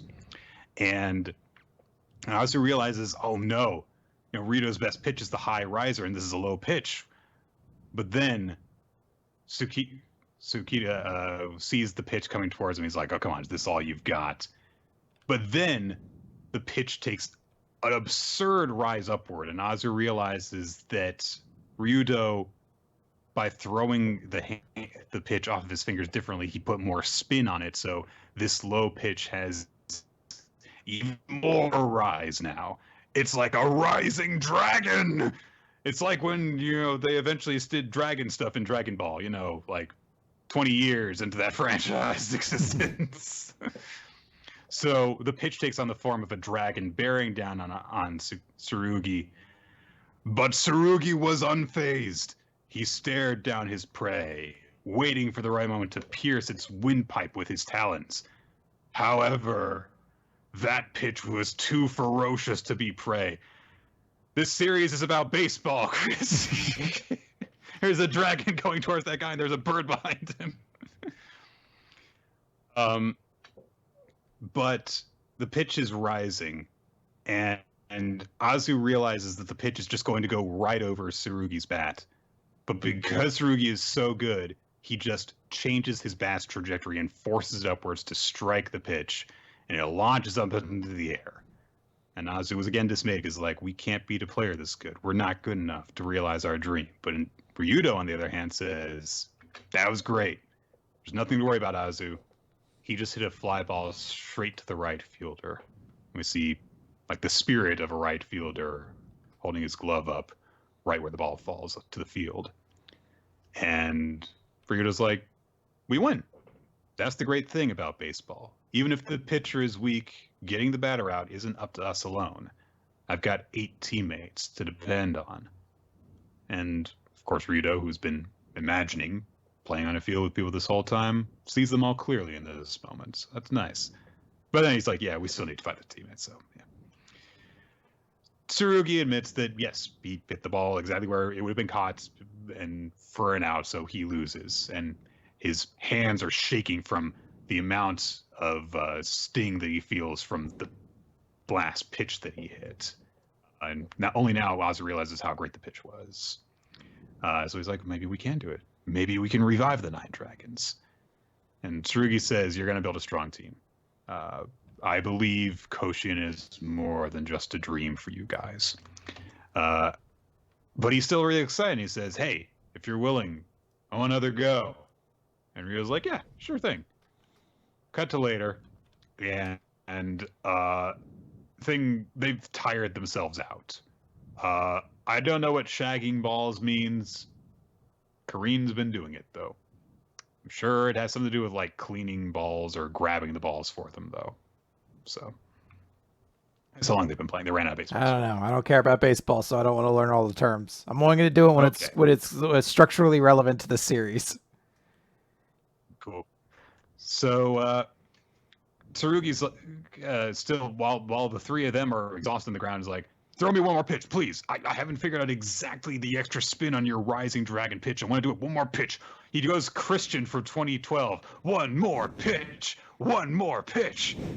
And everyone's like, geez, this guy's really obsessed. But Ryudo just leans in towards him and he's asking him one more pitch. And he says, I've never seen you look so alive. You really do love baseball. You should come play with us, Tsurugi. If we play on the same team, we can go at it all you want. But Tsurugi says, I mean, I already told you, I can't. And he starts launching into this big, long explanations like, hey, on weekdays, I get up this early. I got to do deliveries. I got to do this. I got to do this. I do this. Everybody's listening to it. It's like, yeah. I'll help you. If there's less work, that means there's more time for you to play baseball. And Tsurugi says, no. This is my family's problem. I can't burden other people. And Ryuta just says, you don't have to carry it all alone. Part of baseball is that we all share each other's burdens, right? And that's where the chapter ends, with Tsurugi just kind of being left to ponder this while they're waiting for his answer again. Yeah. Something that I appreciate about Nine Dragons Ball Parade, besides just how cool it makes an incredibly boring sport look, is Ryuta's a very simple character, but that's, there's a very strong core to him that's really nice and believable. Where, he is just the kind of guy who'd be like, yeah, I'll quit the baseball team and join up with you because I want to play with you. I don't want to play with these guys. I want to play with you. Yeah, I'll help you at your store because I want to be able to play baseball with you.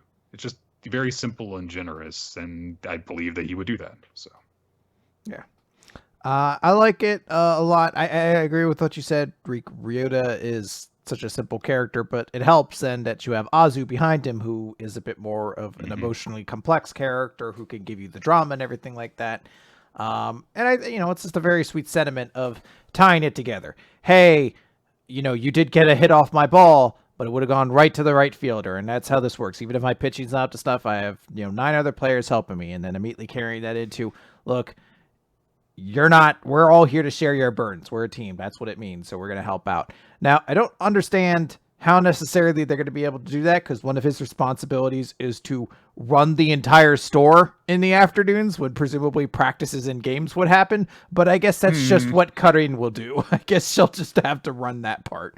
I don't know. Maybe you don't need a manager on site all the time. Or maybe they're like, today we just want to have a right fielder. They're going to handle running your store for you. But I really like the sentiment. I like, I can't remember his name. Tsurugi. I think he's a pretty cool character, and I like the way the team's shaping up. Yeah.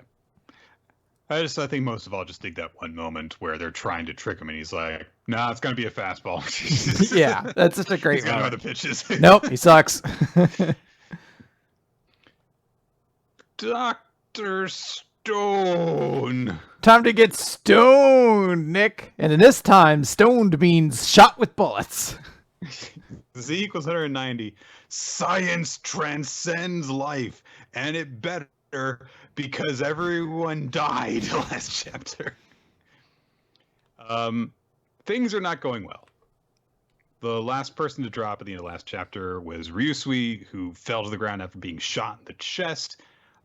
We see Gen is just in a complete panic. He makes a makeshift white flag out of some of his clothes and tries to wave it, and the flag gets shot, and so that didn't work out. So, run away. Of course, the science lab has also been blown up. All the diamonds that they were working on are burning. So, Kaseki feels horrible. He says, I couldn't do anything. All that brain racking, the diamond fiddling, none of it mattered. The Medusa is only Y-Man's to command, a shining star beyond our reach. I couldn't take a single step toward the future. Nick! He's very sad. Nick! Not only are these people dying around him, he's like, it's all my fault. I wasn't good enough. Nick! He needs his peanuts! He does. He wants them. He loves peanuts.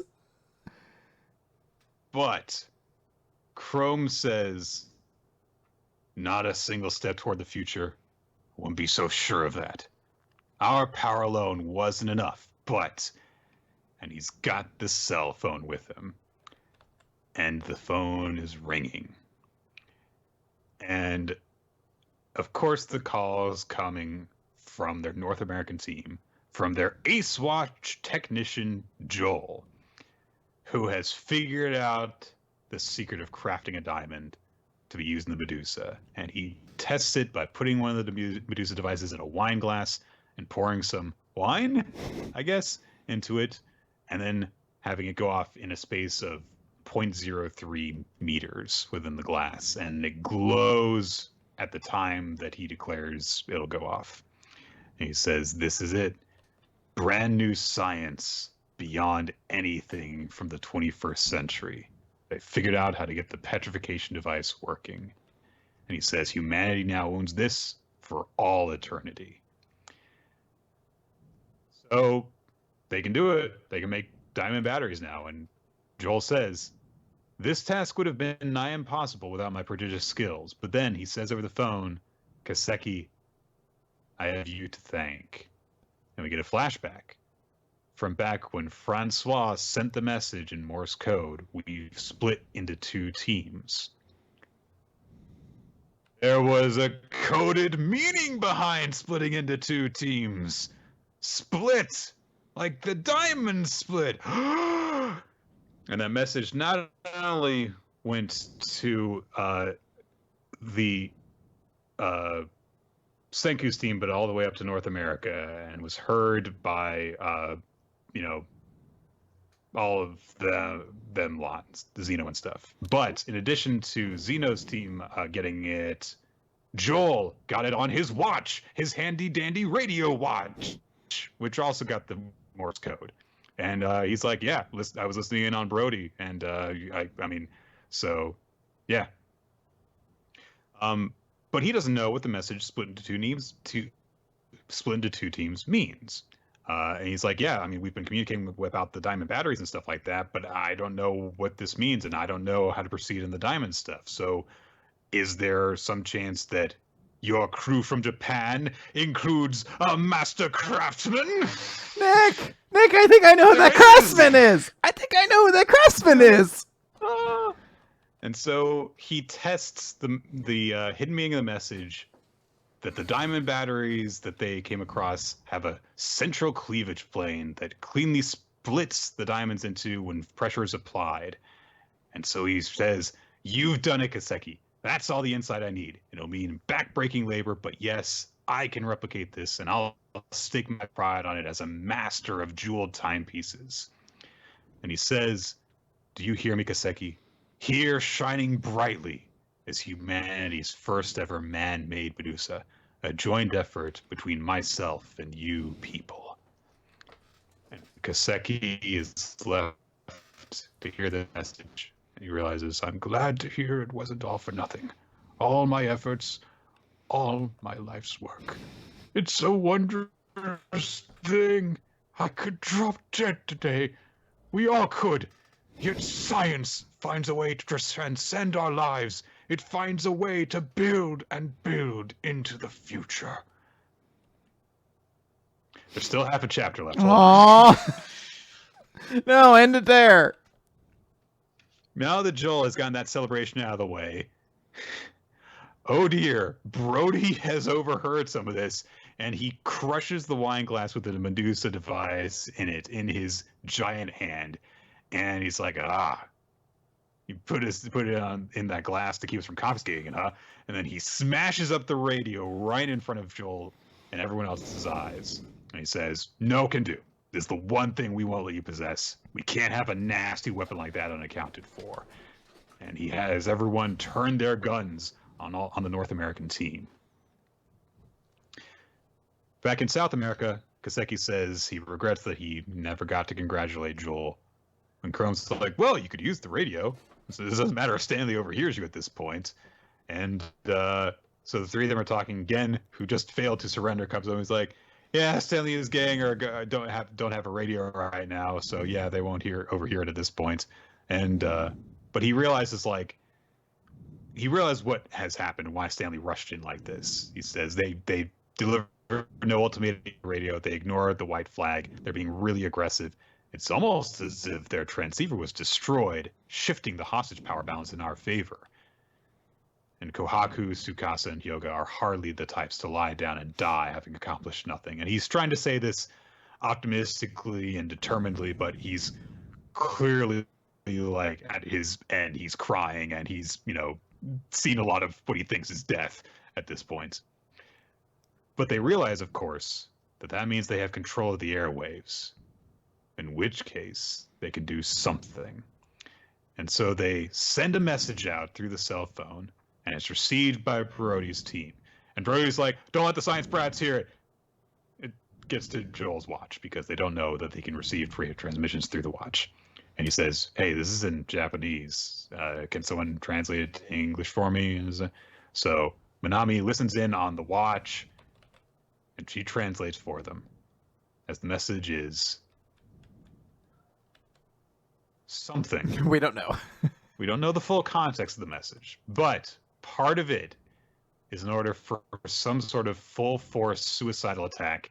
And so the North American team rushes towards the gunmen who are bearing down on them. There's a really cool, like, very comic book spread kind of shot to it, with them all, kind of coming down on them as they leap towards them. So, and Kinro says as they leap into what they think may be their deaths, we may fall here today, but science continues into the future. It transcends our very lives. And Joel says, as he has wondered up to this point, what gives them all such faith? I still can't go without a toast to victory alongside Kaseki, the master crafts. Damn right. Game recognized game. So. Nick! It's all right, man. He didn't get peanuts, but he's still kind of happy. So I have mentioned before, like the past couple weeks, I was like, I have not been into Dr. Stone recently. I just been unable to get into it, and finally now, 3 weeks into this, I'm accustomed to it. I'm in the pace with it. I'm ready to go along with it. It just felt very jarring to be like, all right, the attack's gonna happen, and then suddenly 3 of your favorite characters are dead, and then the next chapter 3 more of them are dead.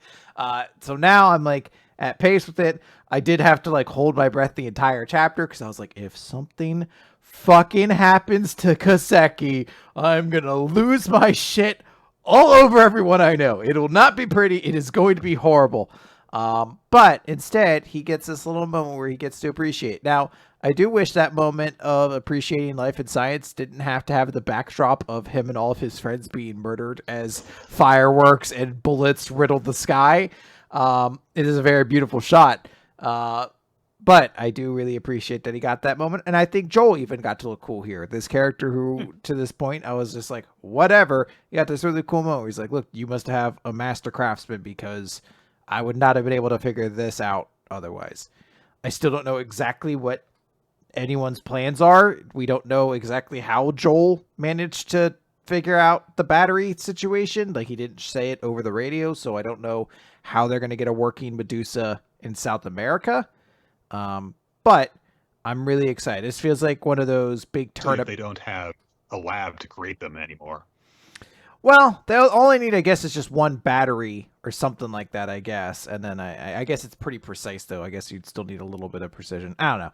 Regardless, it's just something where this feels like one of those really good turnabouts in Ice Shield 21, where suddenly you're seeing a big switch in momentum or something like that. And it has me excited. I'm really excited to see where this goes from here. Yeah. I guess we'll have to find out what the hell happens in order for the Science Kingdom to win out of this, because things aren't looking good even with this spark of hope yet. So. Yep.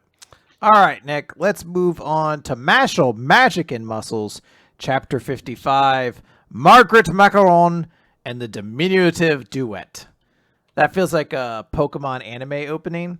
Margaret Macaron and the Diminutive Duet, or something like that. In Ash Ketchum. Yeah. Exactly. So everyone's just commenting on the fact that holy shit, that guy just grabbed a fucking tennis ball and just smacked it again. Everyone's holy crap, he beat him. And we even have Wahlberg saying total victory over a Master Cane user. So we cut back. Carpaccio is pretty beat up. He's just ow, why does it hurt? Everything. I can't stop bleeding. Everything hurts. It hurts. Is pain always this awful and frightening? And then he starts thinking, was it always? And he's kind of cutting to all the shots of Finn, who was getting stabbed over and over again and still kept going. And he's he put up with this for someone else's sake. And, Mash goes over to help him out. He's like, knowing that, will you stand against me as bravely as Finn did against you?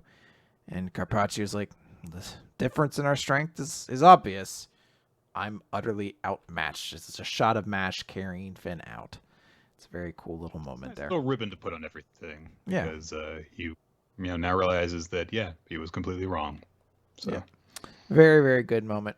We cut over to Margaret, who's over with the other 2 members of Carpaccio's team. I don't remember who they are, and it's not really relevant because they get clowned here. So we just see the moment. We hear the sound, a big sound effect happen, and Margaret lifts his ear, and he's just like, I hear a ray.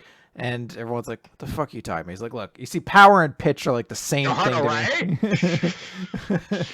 It's the same thing to me. So I just compare it all to whatever that term is. Solfege? I don't know. Just basically basically the higher you are on that, the stronger you are. You 2 are just above a do, the very bottom. And it's impossible for you to show me the coming of spring. So be good dears and just leave your crystals behind. They're like, I don't really... We're not going to... It's 2-on-1. We can still fight you. We're going to use all of our strongest spells. And it's like a real Zatch Bell moment where, these are 2 characters who just have to get eliminated, but we have to show off their books first. So here are their spells. One of them has wolf magic and big rock magic. Doesn't matter. Margaret just fucking does a single spell, not even a strong one, and just destroys both of them, basically. And everyone's like, what the fuck? How is he this much stronger than us? And Margaret wins. It just says, my pitch, by the way, is a T. As the 2 of you together can only reach Ray, I hope the difference between us is clear. And he just shatters their crystals and ends the exam. There is a joke because it just cuts to Dot, who's like, wait, I didn't do anything in this round. But we cut over. Everyone is implied, or everyone is teleported back to the arena. And they're like, hey, cool. There's a great moment, too, where Dot becomes an interviewer. And he's like, boom. Now a word from this round's MVP. This round's MVP, Mash Bernadette. How did it go? I want a cream puff. That's your answers, folks. That's a wrap. I love the complete... I want a cream puff. Expressionless delivery. Yeah. And then all of a sudden it gets very quiet. And we cut back to Wahlberg, who's like, Mash Bernadette, what comes next will be your greatest trial. And everyone's like, shit, this is when it gets real. This is the guy who gave Rain Ames a run for his money last year. And we cut over to Margaret, who's glowing with their Dragon Ball Z power ore, who just says, the ripening summer is here. Very nice, simple chapter, just kind of reminding us that, Margaret is strong, even though he kind of lost the first fight we saw him involved in. They also... strong supposed to challenge to Mash. Yeah, they also implied we didn't actually see his full strength in that, because he could have probably done better if he wasn't protecting his classmates, and we also never saw his second death spell, I don't think. So the idea that there could be more layers beyond him. So I do really like it. I think the part I like the most is the little moment at the beginning with Carpaccio that feels like a really nice way to kind of tie everything together, as you said, in a neat bow, and makes it so that little detour really feels like it was part of a more complete story. So inevitably when Carpaccio shows up as an ally at some point down the line or something like that, it'll make sense. Or if we see him at some point. You're our friend. What's your magic? I stabbed myself and it stabbed them. Okay. I'm not going to hang out with you. Yeah, so I really, really like that moment. Thought it was very good. Okay, let's move on to Ayakashi Triangle, Chapter 37, Operation Capture Roshka. Of course, the plan to capture Roshka involves Suzu acting titillating in front of Matsuri so that it seems like she is defenseless and Roshka will attack her, and then Matsuri can come out and help her, basically. Now, I will note this right now. Again, because this is a series that you can't access through the Jump app, I forgot to read it. Now, Nick, how horny is this chapter? It's very horny. Okay.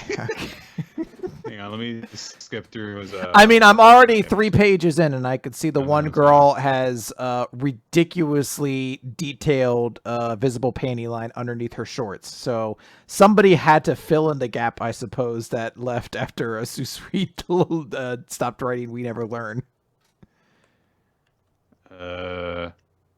Okay. I mean, there's naked showering, more naked showering. Okay, so out of a 19-page, including the cover page, chapter, I see 7 pages that don't have fan service on them. Wow. So, okay. Yeah, all right. it's good 2/3. Oh, she gets naked too. She gets naked. Yeah. So, Okay. Roshka is just kind of like observing Suzu as she goes about her day in her very tight shorts. And she's kind of interacting with her family a little bit. I don't remember if we've met her mother before, but we meet her mom, and also her weird Siscon brother is still there too. Roshka is kind of pondering while she's just watching Suzu casually about her day. Is like, Kazumaki's not around, even though I've threatened Suzu so much. Do they feel my presence doesn't require protection? They're underestimating me. She's pouting about this. So she's like, fine, I'll show them all. I'll ambush Suzu in the shower. Yep. She showers. And Suzu's wondering, like, is Matsuri nearby to look at this butt? Wait, does she say that? Might as well be. Okay, I wanted to know. Well, look, her horniness has reached unparalleled levels, so I would not be shocked if she did say, I hope Matsuri's here to check out these sweet glutes or something like that. Something like that. She says, we can't communicate on our phones in the bath, but I don't know, Chris. I've read, if your phone is waterproof, you can. No, Nick, you're going to make me cry again. Don't. Or, if, you're We Never Learn and, you just are willing to sacrifice the phone. But we can't communicate on our phones in the bath. No. So she doesn't know if Matsuri is in the bathroom. So, yeah, she's like, he could be really close. Looking at this body at this very moment. Oh, imagining that is making me feel, oh, no. I should be serious. I can't be thinking about that. I've got to focus on Roshka. Can't be silly me. Can't be thinking about that. But I'm curious, or my butt is curious anyway, because this is where the thoughts are coming from now. Why does Roshka want to be the king of Ayakashi? And then Roshka appears behind her. Is like, did you think you would be safe at home? Don't take Ayakashi lightly. We can do many things humans can't. If I got serious, I could freeze you solid in seconds. You should be trembling to your core. Rarg! I don't know why she goes Rarg, but she said Rarg. But then, now that Suzu's gotten a good look at Roshka, she's like, oh, you're super cute. And Roshka's like, oh, you think so? I was like, no, don't make fun of me. Ha! And, of course, Matsuri was hiding in wait the whole time. So now that Roshka has revealed herself, he comes in and snags Roshka from behind and is like, gotcha! And, he's been hiding this whole time. And Suzu's like, so you were in the bathroom, Matsuri. Matsuri's like, I was looking at the wall! I also like the particularly sharp detail of having her word bubbles cover up her vagina. Yes. A tactic so shameless in its execution, you're like, all right, I suppose you had to do that. Yes. Matsuri is so flustered by the fact that Suzu remembers to cover up the top but not the bottom, that he starts to cover his eyes, and it sends him tumbling backwards, and then Suzu realizes, oh right, the vagina covers that too. Roshka falls in the bath, and it's a hot bath, so she jumps out, like, oh, it's so hot! And her clothes have melted off a great amount, because she is an ice Ayakashi, so her clothing can melt. I'm sure that will never, ever come up again in this manga. Never again. Mm-hmm. She thinks that they nefariously threw her into the hot bath to deal with her, which, I mean, it's probably been a pretty good idea to try and do that. I suppose they didn't realize it doesn't actually defeat her. It just melts her clothes off, because then it's a very different context to what you're doing. I guess so. she holds up her hand to cast some sort of ice magic. So Matsuri grabs Suzu and shoves her into the bath to take cover, but nothing happens. Instead, Roshka disappears. And then Matsuri realizes, oh, right, Suzu is naked, and there is a glow covering her nipple. Then she's like, here, take the invisibility cloak. It's just fabric if you don't put colon injury into it. Shirogane was disguised as a towel the whole time. Okay. So, Oh, Nick, I think we missed a little detail. So back when they're in the tub, Matsuri looks down and sees her boobs, and like, you know, obviously you can't draw nipples on boobs, but if you look, Matsuri's eyes are the nipples. So, you know, you get the whole picture then. So, Nick, this is a fun game if you want to play it at home. Grab your physical copy of Ayakashi Triangle, and you just cut out where his eyes are, and you just you put them, then you get the full shot. It's kind of like a fun mat at a Friendlies or something like that. You know, you get a game to play, essentially. I don't know how he's seeing that nipple head on like that. Maybe it should be at an angle. Maybe he's like a Hanna-Barbera character, and what he's thinking about will sometimes just be projected in his eyes. Like he's thinking about money and big dollar signs appear. And just giant nipples shoot out of his eyes. Anyway, Shirogane says, I saw what happened. Roshka was sucked into the mirror. She's using mirrors to move about. And Roshka isn't the only enemy. There's another one too. And the mirror has eyes! Spooky eyes! And so suddenly the mirror starts glowing, and Shirogane and Suzu and Matsuri are all sucked into the mirror, and Shirogane gets squashed by Suzu's butt because we didn't get enough shots of that before. So they're wondering what happened. Matsuri realizes because he has a bottle and sees that the text on it is backwards, that they've been sucked into the mirror world. And so Shirogane explains, like, yeah, it's a world inside the mirror. Okay. And Shirogane starts to explain that there is only one who is capable of this. So at that moment, Roshka is speaking with the person we saw speaking with before, the person at the pool. And she asks, why did you pull them into this world? And the mirror, Ayakashi, says, so we can work together to defeat them for good. Now you see that threatening them isn't enough. In this world, I, Ungaikyo, can unleash my true powers. And Roshka says, got it. The power of friendship. Which is a bit of an odd thing to say, but Chris, if I know anything about series that are very heavy on fan service, unless this Ungaikyo has a really hot human form, then they are actually evil. And they're deceiving Roshka, who will come to see the error of her ways and will just keep on showing up, but on more friendlier terms to get her clothes melted off. I'm pretty sure that's going to happen. So I also assume in situations where her clothing could come off more frequently, or perhaps she'll come up with an outfit that's more sexual in nature, because the series seems to have trouble when it doesn't have that to rely on.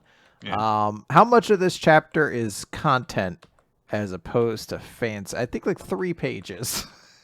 3 pages. If you let's see. What can we cut out? You can cut out you cut out the family in the beginning. Unnecessary. Yeah. Couple butt shots.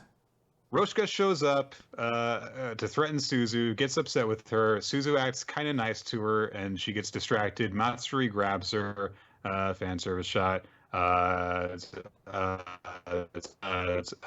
She disappears through the mirror. Shirley says, I saw what happened. They get sucked into the mirror.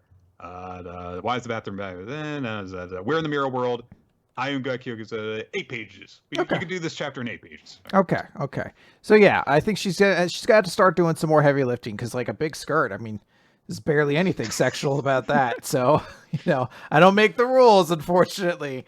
I just unfortunately read this series from week to week. Yeah. I want to clarify. We're not judging you if you're enjoying this series. On a level, I'm enjoying it too. But when it comes to chapters like this, it's like, okay, come on. It's a little bit much. But it can stand.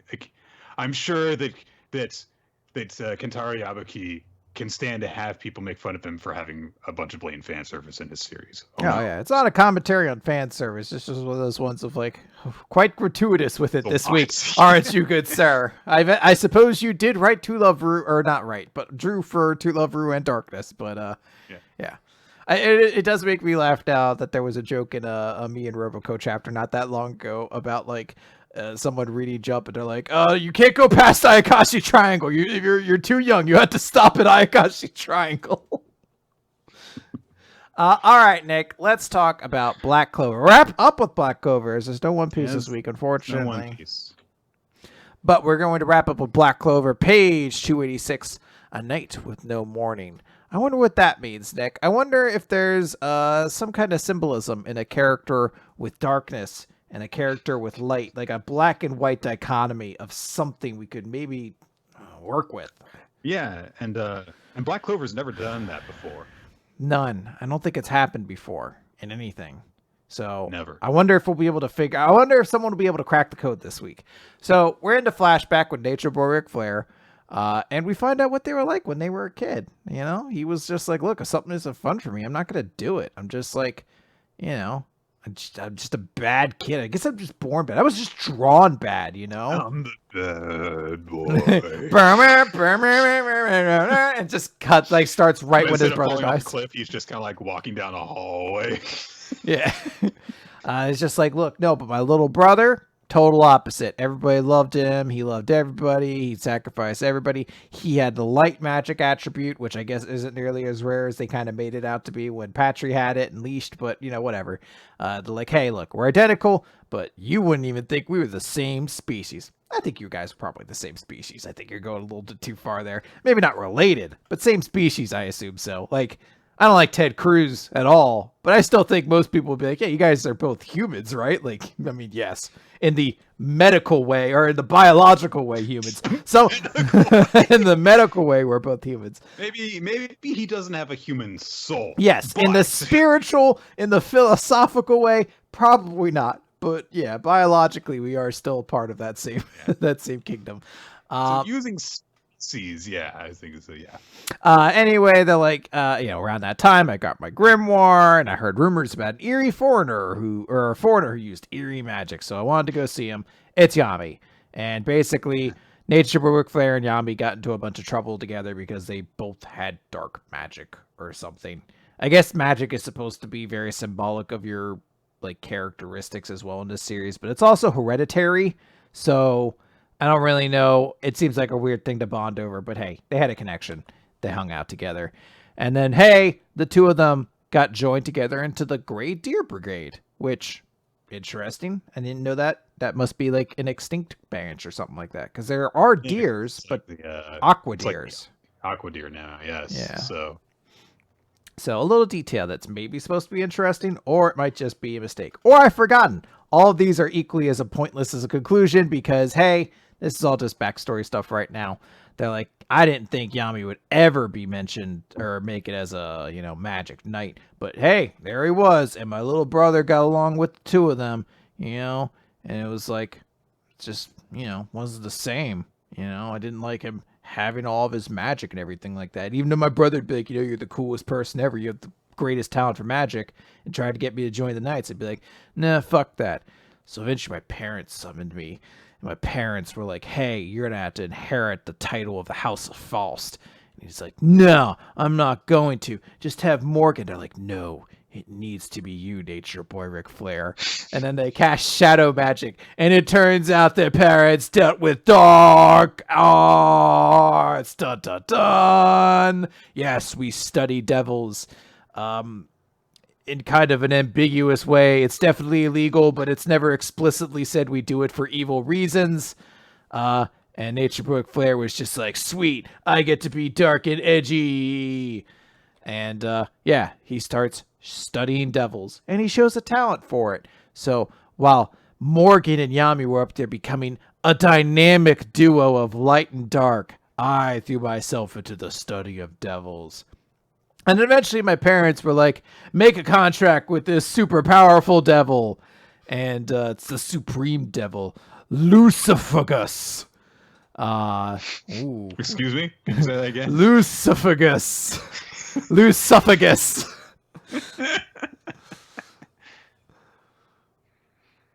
Just go on, then they can't stop me. But then who should show up? But Morgan, who's like, yeah, I knew my parents were doing this, and I can't stop them. If they're going to summon the Supreme Devil, it's too bad. And Nature Boy Flair is like, fuck you. I'm going to do this right now. It surpassed my limits. I'm going to summon this super demon. And he summons Lucifagus. Luciferagus. And yeah, Cophagarus or whatever that mummy Pokemon thing is. It's similar names. It's just like too powerful. I'm gonna fuck your faces up and all your everything you guys care about. They're like, shit, this guy's too strong. The ritual's supposed to like suppress this a little bit, and it's not. Devil's just like devouring everybody except for him because he's the one who invoked him. And he can't do anything. He's like, I shouldn't have fucked with this. Morgan runs up and is like trying to destroy the little wristband. It'll destroy the whole ritual. And it works. It cancels it. And Lucifergus goes away.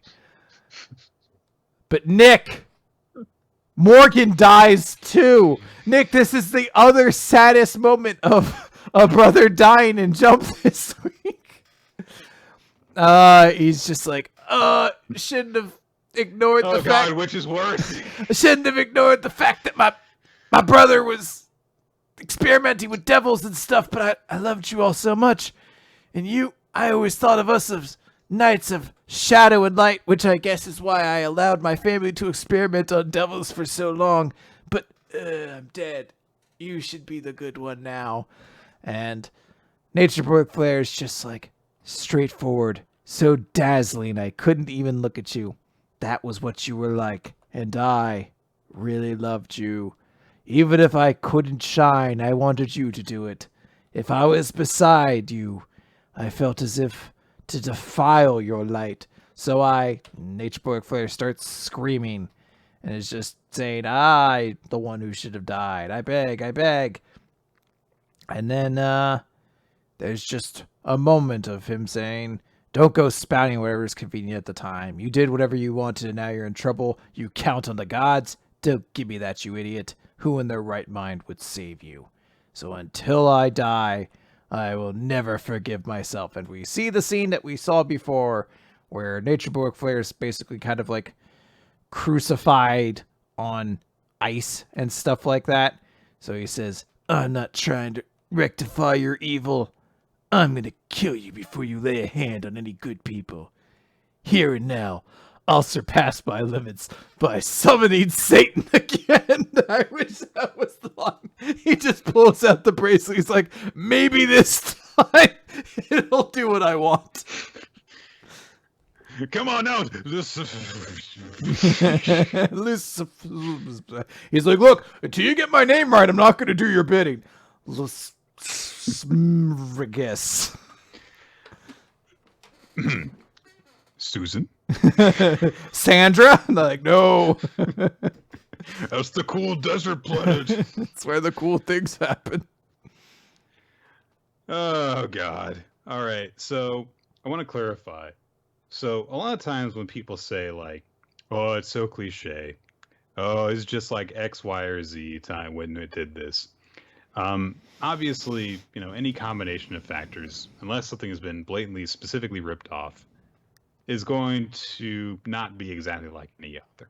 But if you start to see, a lot of surface parallels between certain situations, it kind of encourages the connections in your mind if you're familiar with both. And so if a fictional work reminds you of another fictional work, you can't help but, in your mind kind of compare the two. And unless the one you're currently reading is strong enough to stand on its own, it just reminds you of a better one that you could be reading or watching instead. Uh-huh. And thus it compares it unfavorably to that other one. So when I think of like, oh, there was a devil ritual that had to do with two brothers and one of them died so that the other could live, I'm like, Man, remember when Black Butler like defied our expectations and stuff, and had that and ended up being pretty good. That's the kind of thing that why like when I say like, oh, this is just like Naruto or whatever, and it's like, yeah, because I liked that series and I don't like this, and being reminded of a series that I liked makes me dislike this one more. That's so.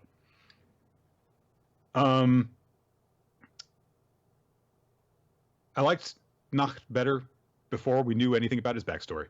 Mm-hmm. A lot more, because this is just very lame. And, oh, I didn't try, and my brother was great, and then he died because of something that I apparently got into like 5 minutes before he showed up and died in the accident.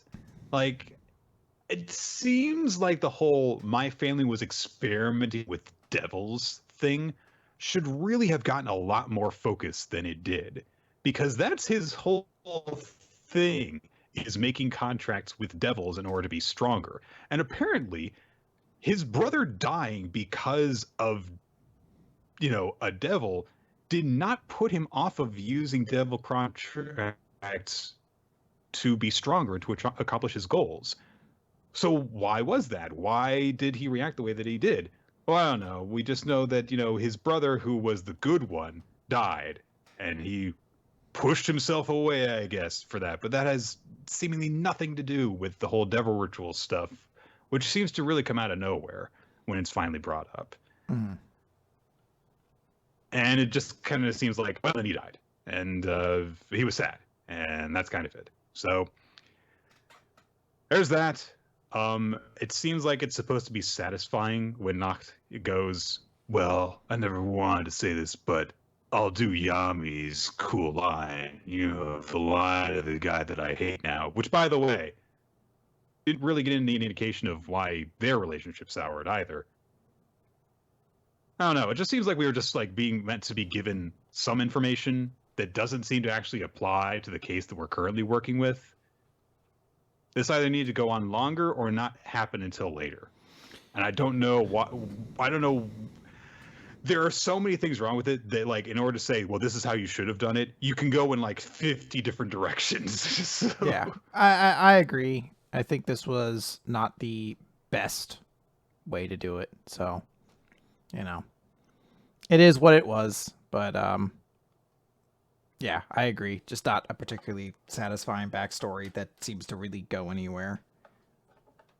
Very convenient as well that it's like, my family practiced dark magic, and one day I did a super contract, and my brother was there. I don't know. It's just one of those things that just feels kind of like, meh in general. No, we didn't forget that Ass's training took place in what is probably Nox's ruined home. I'm saying, what did that have to do with the entire point of the flashback, which was, I was just the opposite of my brother? Like, that has nothing to do with the situation that he's currently in. Why is he thinking of that right now? Yeah, the backstory doesn't actually seem to really connect with what the lesson Nature Boy Flare seemed to learn from everything. Wait, I've got it. He's fighting twin devils. That's why he thought of it. Okay, Ooh. But here's the thing. People are saying that it explains why he has a grudge against devils. Why does he have a grudge against devils? His brother died because of his family's own stupid fault to decide to start experimenting with dark arts they had no right controlling. Like, it's not like a great explanation, It's like saying like, hey, my family experimented on zombies and a zombie broke out and killed my brother. I hate zombies. Like, no, you should fucking hate your stupid parents for having zombies underneath your house, probably.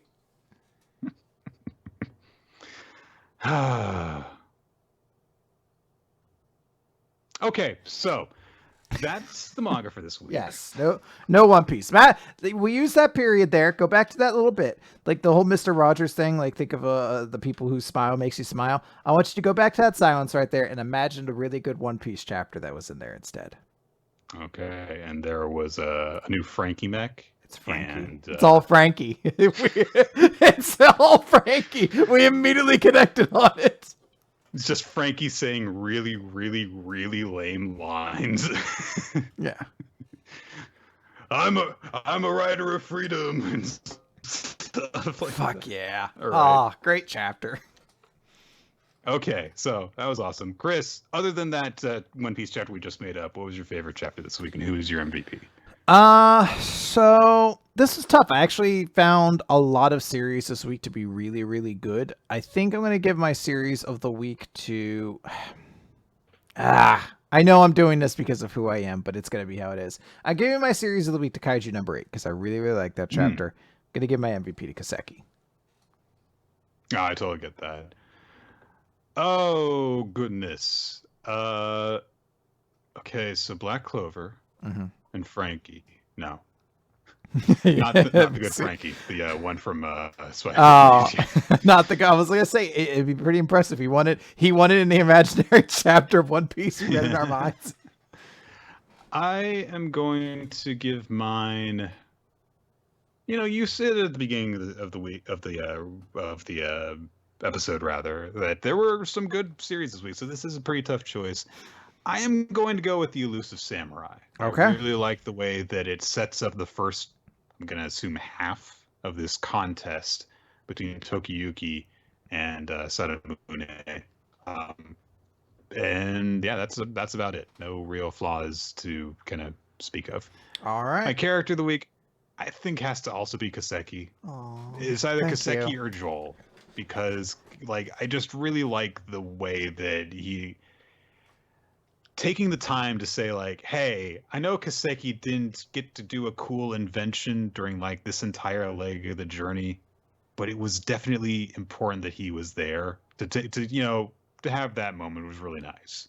And honestly, more than that, just the heartstrings gripping that it does when he thinks that he has let down and gotten all of his friends killed, and then to be told, no, you led us to victory, and even if people die here, your accomplishment will live on, is great. So yeah, I like that a lot. I think it was a pretty sweet chapter for everybody. The audience, by the way, picked, oops, I closed the, there we go. Nine Balls Dragon Parade ended up being their chapter of the week, and Zonzige from Magu-chan is their character of the week. Understandable. There you go. Poor Zonzige.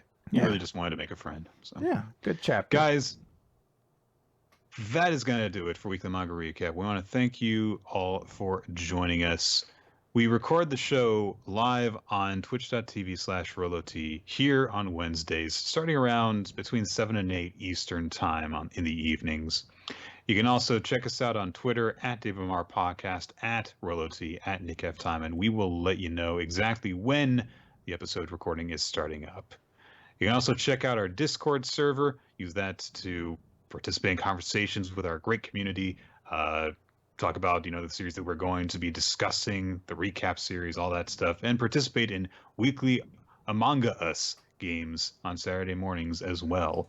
Yeah, we've also, not to interrupt, we've also been playing a lot of board games recently as well through Board Game Arena. So if you're interested, go check that out. There's a whole tabletop thing. There's a site on Board Game Arena where you can play games for free.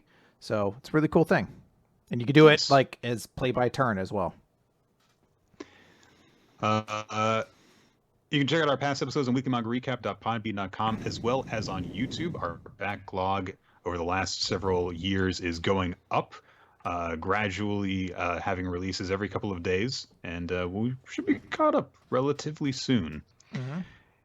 We would like to thank Ninja X3i for all of his help in getting our backlog up, as well as maintaining the Google Doc, which keeps track of our recommendations, and audience votes on series MVP and series of the week and stuff like that.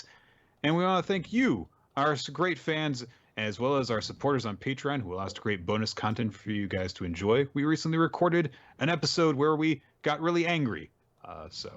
Yeah, we did a top 10 characters we don't like, our most hated characters, and we both came out with wildly different lists, but it makes it so much more fun to go check it out then. For once, we did a top 10s and we had no overlap between our top 10s. No overlap. And we would also like to thank Milo Jack Stillitz and Winslow Del Cheddar for creating the opening sequence of Weekly Manga Recap. You can now see that on all of the videos that are being posted to YouTube. And Steve Manor Taukars, you can check out his artwork wherever boobs are allowed to be drawn on the internet. Yeah. So I don't know if you still have the chat open, the Twitch chat, but I did post a picture. I kept it up. I want you to acknowledge the stomping fetish Pokemon, Nick. I need you to acknowledge her. All right, I'm opening the page right now. Okay, the page is loading, and I mean, okay, I'm sure it does something for some people. Like I don't even like that steps on you. All right, I guess she levels up by learning Stomp. Or they, I should say. It's not like Low Bunny where the sexiest form needs to be female, I feel like. Or was that Low Bunny? Low Punny? Low Punny? I can't remember. I feel like there's one Pokemon that only evolves if it's No, I'm thinking of the... Never mind. I'm thinking of the Salamander. No, well, that one too. But there's also... Wait, is it female only? I have to know now. Because now I'm curious. I know it's supposed to be a Playboy thing. No, there could be male low punnies. Yeah. I don't know. I'm probably thinking of Salazit. There's like a female one there, but there you go. And excuse me, people are like, for all your Pokemon fetish needs. Yeah. Well, stay tuned for next week when we go to Sandra, and there's going to be a stomping fetish villain. So, I mean, you say that, and now it's going to happen. I might have read ahead. Who knows?